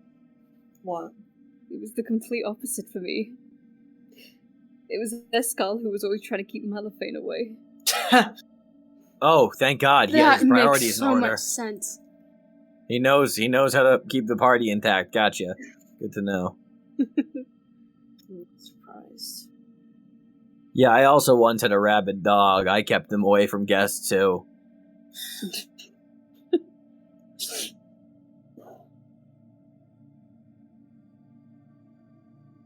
Scam has a very logical, very rational point when it comes down to it.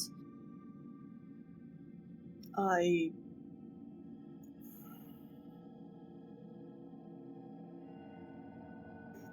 agree with him. It's probably one of our best bets is to try to head off the proverbial Hydra and try and get that sort of, mastermind sorted out. Yes, Wranglehand has allies, but getting rid of him would do us all a great boon. And Cortessa, I know that the thought of it is appalling, but even if what Ishka mentioned is done to him, his soul can still be released again, and you could still get him back. Alright? It's always something we could do. It's always an option on the table. It's always within the realm of possibilities. That's, something that we have as a known. Whereas, as much as I hate to admit it, what Scam says is right. When it comes to Wrangle, a lot of what we're dealing with is an unknown, and that is, quite frankly, incredibly, treacherously dangerous for us all. I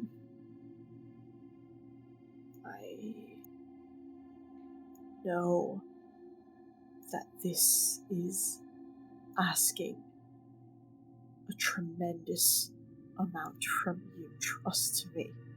I understand that. But we can get him back. It's okay. It's not. Shit's fucked. I get that. But we can get Esgal back. And we know that. Alright.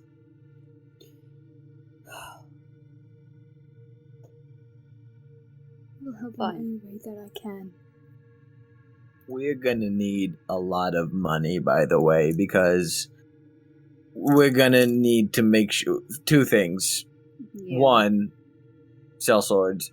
Two, we all need those rings before we do this. So, Yeah. I have some stuff I'm trying to put off on the black market, but, this is the time to, we should all get those rings, on ourselves.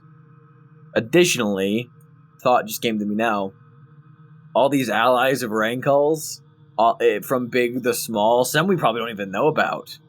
Just I'm reminding myself, power hates a vacuum. You kill the boss, a lot of chaos is gonna follow when people try to clamor for the throne. Gods above, we really, really need to fill you in on everything, don't we? Yeah, I'm really, disgustingly behind. Alright. Well, remind me later to talk Yeah, about that's fine. Zentira, Hive Queen, Stavon Rothard, all that. There's so much to fucking go over. I mean, we could probably kill most of them ourselves, honestly speaking. But, head of the beast first and foremost.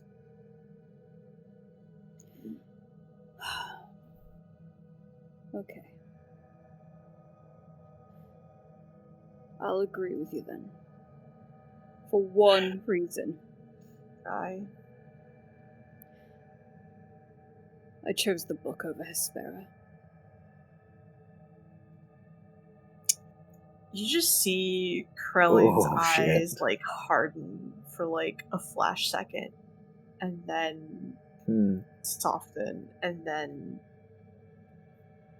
Krellin's shoulders sort of slump a little bit, and let's take a walk later, Quintessa. That'd be alright. I haven't had a nice walk in a long time. Right. Sounds good. Let's take a walk later Woof. Okay, we can cut the tension in this room with the knife. So let's break and get to working before we start, the next Yeah. step. Mm-hmm. I'm gonna need, and yeah, by the way, big request, but yeah, I'm gonna need everyone's money. I literally have more. Cool. How much we talking? How much you got? How much we talking? How much do you have? I can keep this up all day. I'm like a con man, baby. Oh, I I can too. forgot- Trust me, I'm not weak-willed by any shot. How much you got? How much we talking? How much you got? How much we talking? How Ishka much? just suddenly appears by Quintessa. Do you need me to silence them? God bless, please. I think we'll be fine for now. How much money do you have, Corellian? Just tell me that answer. Carlin, just... I'll get that shit to you later, alright? Why do people always have pussyfoot around talking about financials? God. Because you're a con man. Hey, former con man. Con man. I haven't conned since Asher and Alora. Oh, shit. That's true. Last person I conned was that lizard folk. I have about 300 gold and I have about 3,000 silver. I've got 261 gold. It's gonna take me about 450 gold per ring. We already have one, right? From Momo. We have more than one because Corellian We also do. had one, but also gave it to Momo in exchange for the scimitar because Chrome was like, I need one. So where are the other ones? So there are 2 rings for sure.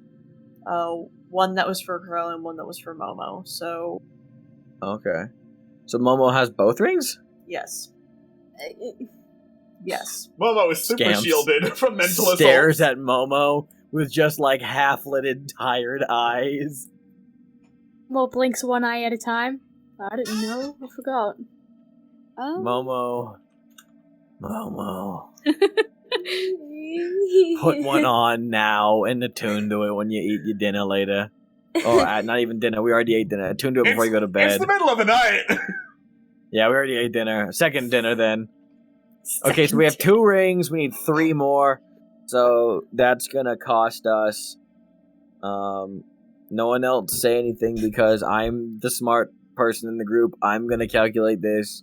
It's gonna cost me 1350. Okay. So I'm gonna need 1,350 gold. 650. They'll give me 6. Damn, nice, Momo. All right, I'll take that. I'll need that. Buy money. And then additionally, that'll take me a quarter of the time. So again, 3 rings. So it's about 6, 7 days, maybe 8 if I make sure I don't, rush myself. Which isn't terrible. A week of preparation is pretty nice, all things considered. Yeah. I'll get back to you later tonight. see Wait, how I'm actually, we can make those rings sooner. Because if I'm working alongside our incompetent but somehow on the payroll assistant, it'll cut it down even faster then. Out of character question. Is anyone in Battleman's Hole willing to buy a hyena hide? Perhaps. Because I just remembered I had that. Does anyone want to buy these 87 wolf pelts I have in my inventory? Is anyone Wolf interested in belt. decaying wolf? Why not? I've harvested every wolf. I need to sell them. Perhaps it is, however, the middle of the night. Cool. I'm gonna sleep on the desk. I'm gonna attune. I'm gonna try to attune to the ring before I go to bed. To both of them? No, just one! Okay. I want to give the other one a Corellian. I am full up on attunement, I believe, unfortunately.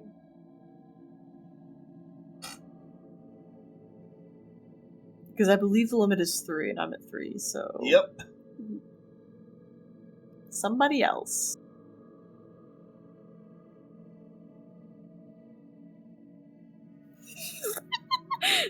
So, rain check on that walk then, Quintessa. It's the middle of the night. Rain check on that walk then. Gotcha. I mean, if you want a midnight walk, then You look like shit. Get some rest. okay, I'll get some rest. Alright. Right. Before we go to bed, yeah, Scam, let's, talk some financials, and as soon as we get alone, Corellian will just hand Scam some money, and it will be 300 gold. 300? Yep. Cool. I'll add that to my inventory. Still not enough, but we're getting there. There's always a bank that's willing to let things. We'll talk If I learned anything about late stage capitalism, it's never trust the banks. Aren't you the epitome? Never mind. I'll talk tomorrow. Yeah. Yeah. Alright, I'll get a head start on those first thing in the morning. You okay there, Corellian? Yeah, no, why do you ask? You're moping. Not moping. I have an eye for mopery. Eye for mopery. Correct. Carlin rolls their eyes. Well, and then just sort of shrugs. It's no more, no less than I usually am, so thank you for your concern, but this mopery or lack thereof or whatever else is gonna... Then they pause and sort of... They sort of like have their claw on like the fucking handle of their room, and they sort of look over. That's, no. Thanks, but I'm fine. Alright. If you say so. For now? Yeah. I do, but, thanks for asking, nonetheless. Of course.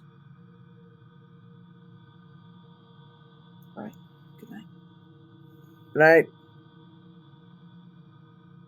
Alright. You all head to bed, get some sleep, and the morning comes.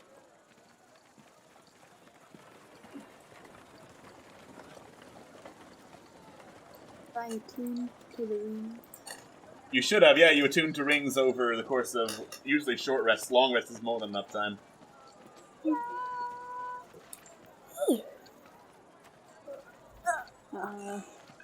Breakfast is mushrooms. Yeah! Oh, don't fucking tempt me. Are they stuffed, or are they like normal little ones? Normal little ones. Okay. I'll go and have breakfast. Eating solves all my problems. Same.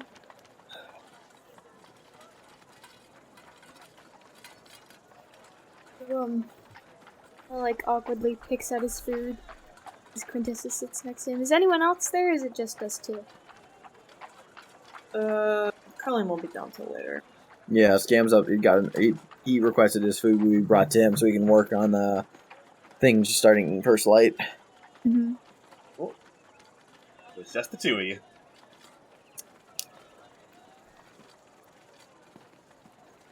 Awkwardly, like, picks out his mushrooms with his fork. Just sleep well last night. I never sleep well. Sorry to hear that.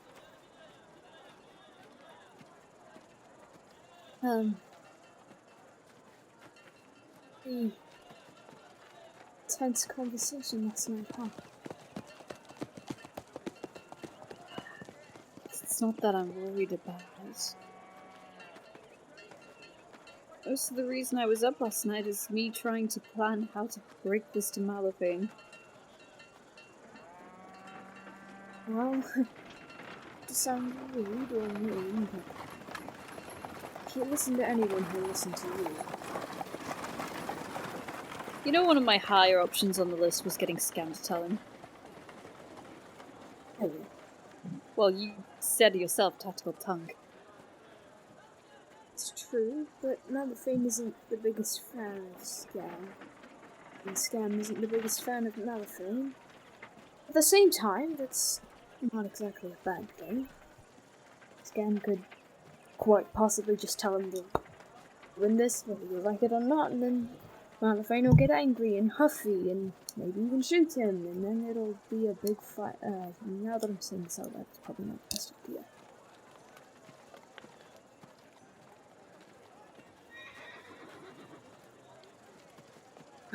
The way. I'm sorry, I thought everything would be okay. I thought that he was just with her. But he's not. I don't know what to think. I'm just scared for how he's feeling. How are you feeling?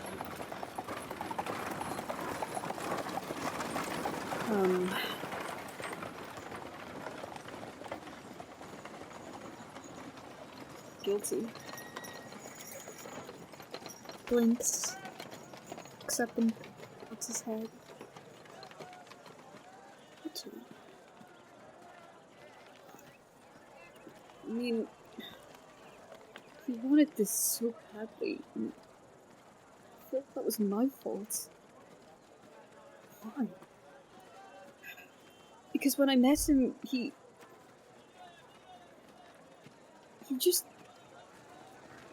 didn't really see himself as his own person. He just knew he was a part of Malifane. That was it.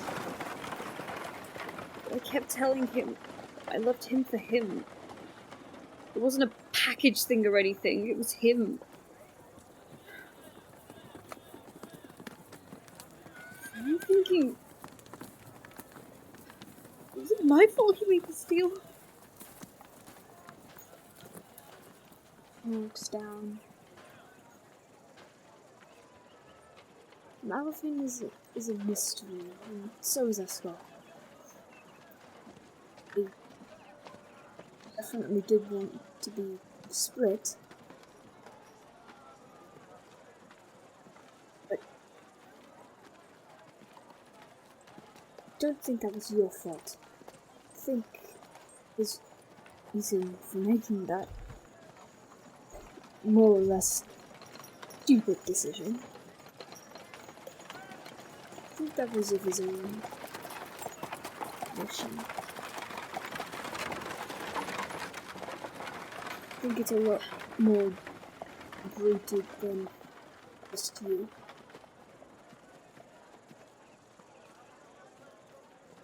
Maybe.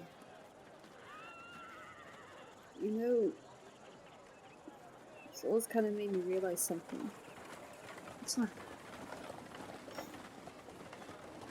why he never wrote to me when he was with you all.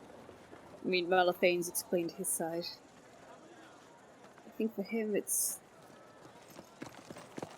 he really found himself with all of you. He craved that companionship, that friendship, that love, anything. I know he hurt, I know he just wanted his mother. But he must have been so happy with all of you.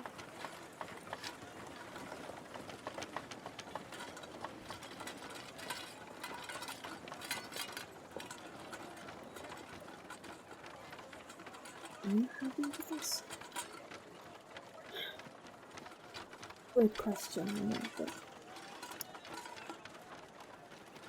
Yes. Okay. I mean, a lot of times it's crazy. And I've cried more in these past few weeks, more than I have the past few years. But just out of breath all the time, and not just sitting around. I mean, I like sitting around and writing, but I wonder if this is how my parents felt. It's this exhilaration. Some of it I don't like, but I guess I don't want to stop.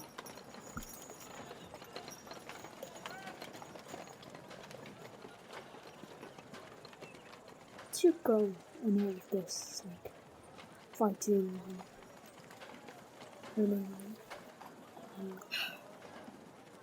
Honestly? To have my wedding in peace? You know what? That's a pretty good reason.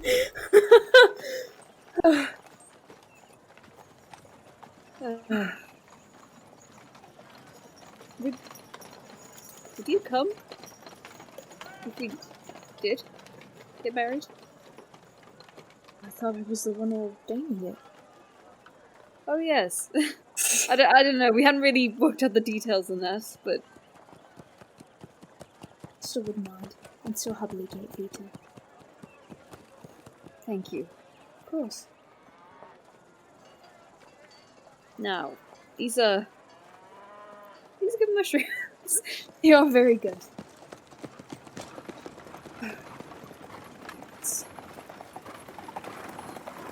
It'll be okay if you feel. Alethane will take some time to think about it. Get back to you with his answer, and then we'll go from there. Okay. You'll be okay. I guess I'm telling him. I can come with you if you like. That would be heavily appreciated. Of course. Much of a pain in the neck as you two can be, still consider you family. I still care about you two deeply. Goodness. Thank you. Same to you. He bashfully smiles and flips his hand and he's... Oh, stop. Yeah, pretty much. More manly.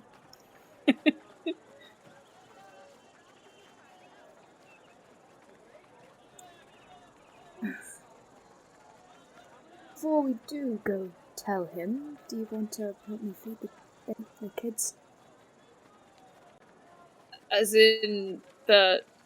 No, like, just, no, I'll take care of that. Just to help be around me and hold them. Oh, yes. I can do that. No choo-choo from me. Okay, let's go!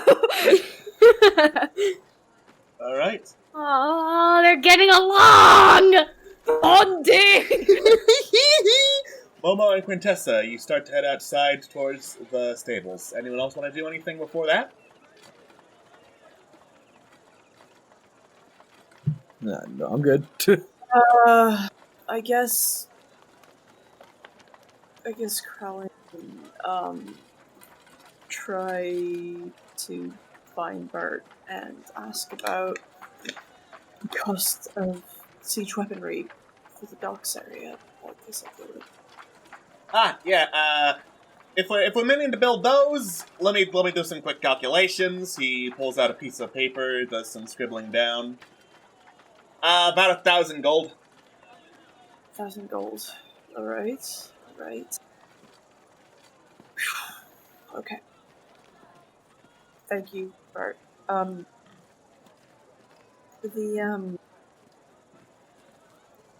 sort of swallows. The, scouts that were sent out find, Michael, exactly how much information to get from them in terms of the lair. Bert sighs, takes a seat, takes out a hip flask, drinks from it. You know, there's no islands out on Lake Io. Where they found them. That's what I'm worried about. It's beneath the waves then, huh? Has to be.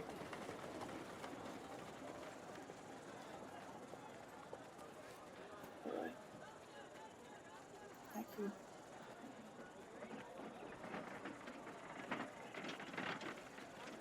Yeah, thank you. I think that we, might be going out that ways. Best of luck. Yeah, it'll be a little while, and sort of around here first. So, yeah, we'll see. Listen,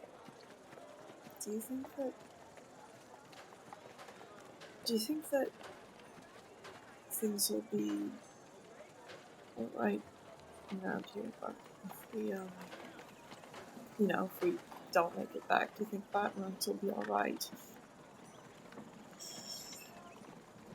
best case scenario, everyone finds out it's you guys who are dead, and they don't take it out on the rest of us. Worst case. Worst case, we are not ready. I mean, not to be rude, but just being honest, you have pissed off a lot of armies. Like, a lot. And there are, like, even beyond the city-state, so many people who want you friggin' dead. There's only so much we can do, Corellian. I know, Brilliant sort of takes a deep breath and just unclenches a claw and sort of scrubs it at night.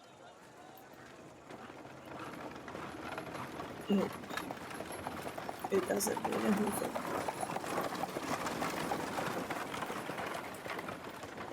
I'm so sorry. If anything happens, I really hope it turns out to be best case scenario, because it comes down to it.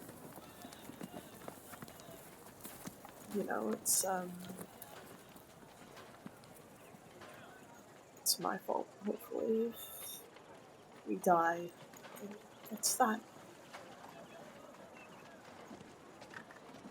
Bert takes in a deep breath. You know, braver man than me might say we all gotta die sometime.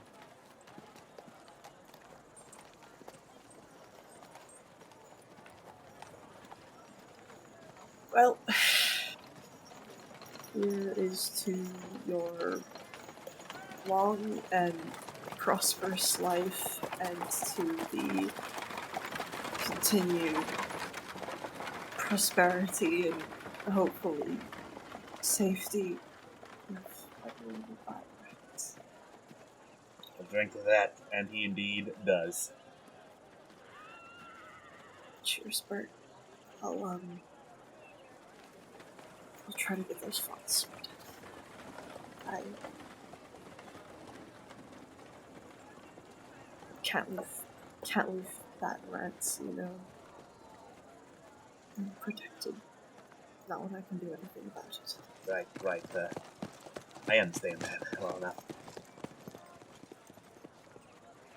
Well, lots of work to be done. Mm-hmm. I should get going on that. Yeah, for sure. Have to, pay a visit to a few people, get some financing sorted out, and I'll let you know when the funds are in for ordering. So, thanks, Bart, for everything that you do, because you do a shit ton. I do a shit ton, this is correct. Here's to your sooner rather than later vacation. Hopefully, God Oh above God, is- do not give me that false hope. Then I'm gonna be dreaming about it all day and it's gonna suck. I know. Hey, at least we have a pretty bitchin' bathhouse. We do have a pretty bitchin' bathhouse when it is not on fire. It hasn't been on fire in months now. You Bert. haven't been here, Corellian, you don't know! Has it been on fire since then? Jennifer likes setting this place on fire, what can I say? Oh, God. I guess I'll have to try and find Jennifer to talk to her as well. Right. Yep, plenty to do. Always busy around Baton Rents. I'll, Thanks, Bert. See you later. See you later. And you head out. Momo and Quintessa, you head out onto the Baton Rents grounds towards the stables, and it is very, very quiet. Like, there are a couple of people milling about, but they are, like, keeping to themselves, murmuring in hushed tones, and just honestly, like, seeming to be in a hurry to get away from wherever they were. Oh. What happened here? Is there any, like, guard or authority person trying to guide people away to a certain direction? Maggie Lionforge, captain of the guard, is down, just kind of like ushering people towards the docks, generally in that direction. I'm gonna approach Maggie and just... Maggie, what is going on? What happened? Visitor at the front gate. He's got a necklace of fireballs ready to drop. What? Wait, what? Just standing there, staring. Who exactly? Huge lady. Dragonborn. Well built, like 7 foot tall. What? I'll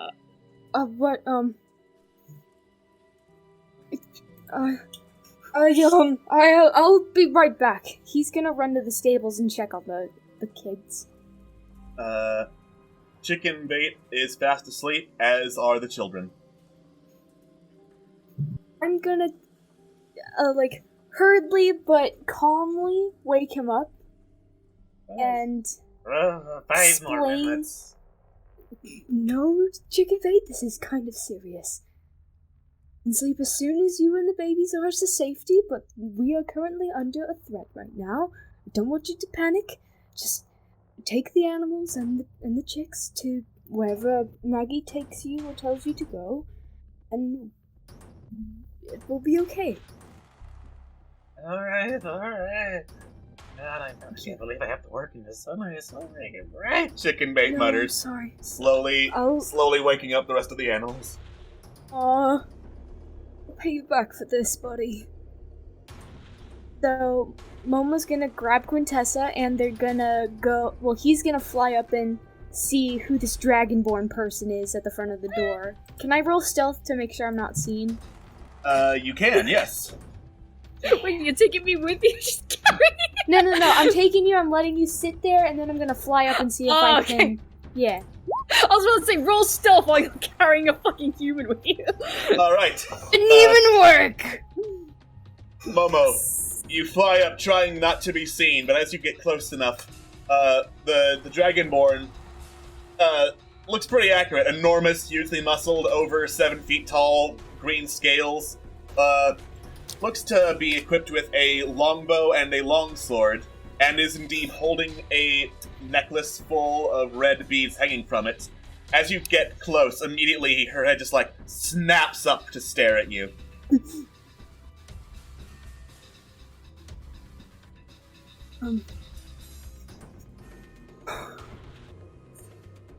He flies back down to Quintessa. We should probably get the others. I've seen her around. You have not. We're gonna get everyone.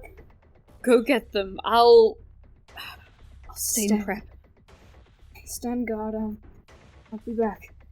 Okay. He hurriedly flies to go grab everyone else. I will say for this, Malifane will get up and investigate because, oh shit, this is a threat to the hall. Mm-hmm.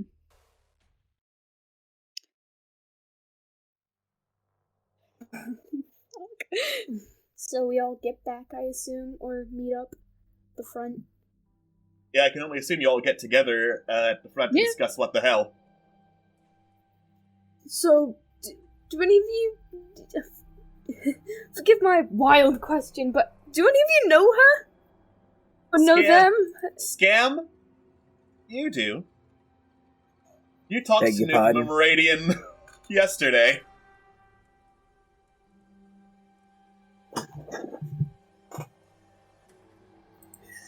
Come again? This is the member of the Adventurers Guild that you wanted to hire to kill Malifane. I fucking knew it! Chat, for context, Xander just... Xander was just, like, leaning back, and then as soon as he heard what Alex said, he just, like, sat up, straightened his shirt out, and just got all, like, formal, and then just... It was a sight to behold. You didn't stop I forgot to call that one off. But to be fair, I did technically say that I'd get back to her with more information. Wait, you told her to come here? What? Sorry, I was talking out loud. She's been here. She's been at Batman's for a few days now. He has? Yeah, let me just go. Maybe maybe there's some kind of maybe I should go talk to her. Maybe I should go. Maybe I'll just make a quick little saunter. Maybe just let me go do my thing. Just kind of like walk out to the front. Control. I got this under control. Let me just handle it. You guys, it should be fine. Don't worry about it. It should be fine. Fine, yeah. And just open up climb over the fucking wall, kind of like scamper over. And like, Scam, do you want me to come? Nope, no, most definitely not. Just stay right where you are. And jogging up. What the fuck are you doing? She turns to you and speaks in a voice that is not her own. Oh. You must be Scamuel Thelonious Lively. I've heard so many stories about you. None of them good before you ask, but that shouldn't surprise you. Huh? You sound different when you're not drinking. What's up? Oh, yes. Don't worry about her. She won't be a bother to you anymore. But you did have all sorts of very interesting memories I would love to share with the rest of your motley. Yeah, to whom may I ask is speaking? I think you know very well. You were the one who was making the argument about sailing up to my home base and cutting off the head of the snake last night, weren't you? Gam casts Fireball on himself. Alright. You cast Fireball on yourself. Roll for damage. Shouldn't she also roll because I'm right in front of her? You can. Yes, that would do something. Let me just double check. Dexterity. Scam's just sitting there. And then he just Gunslinger pulls his wand out, points it at the ground, and detonates the fireball on top of himself. And I'm doing this at 4th level. Okay. And she failed her save. Cool. So that should be... Where's my dice? There it is. 31 points of fire damage. I will have to make my own save. Yep. Which I'm not good at, but it's fine. Cool. Full damage. Wait, hold on. Wait, can I cast guidance? No. No, that's a touch spell. You have to go right over there. Ah! I mean, and then after I just detonated, I'm just like, kill her quickly, please kill her quickly. It's Rangel, it's Rangel! What? Yeah, you all scream, run over. She laughs. I wouldn't. There's enough beads on this necklace to flatten, I'd say a good quarter of your haul, which would be a shame. I love what you've done with the place. Shit!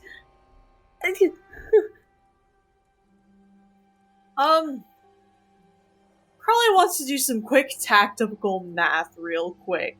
Seeing as they're resistant to fire damage in their armor, do they think that feasibly, if they charge this Dragonborn, they'd be able to down her before she managed to do a lot of fire damage?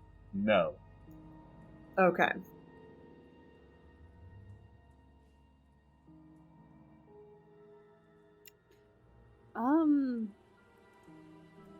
Oh, fuck. Okay. Time of day is it? It is the middle of the morning.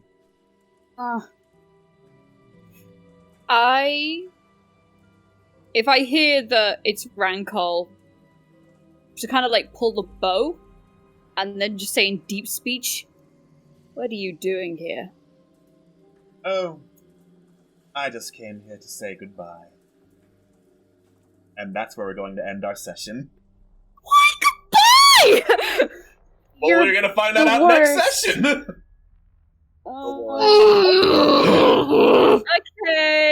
Okay, I caught on fucking 5 seconds before you said memory. I was like, hang on a second. Hang on a second. I didn't know who it was at all. I completely misheard everything, and I was like, what the fuck is she doing? Oh, it's Mika. Oh, it's him. Oh no! Oh my god, it's him. Oh my god. Oh lord, he coming. Oh, yep, he's coming. I am looking forward to these next couple of sessions. I can probably guarantee my 4 players me are not, but we too. will see you next week for them. Bye-bye. Bye.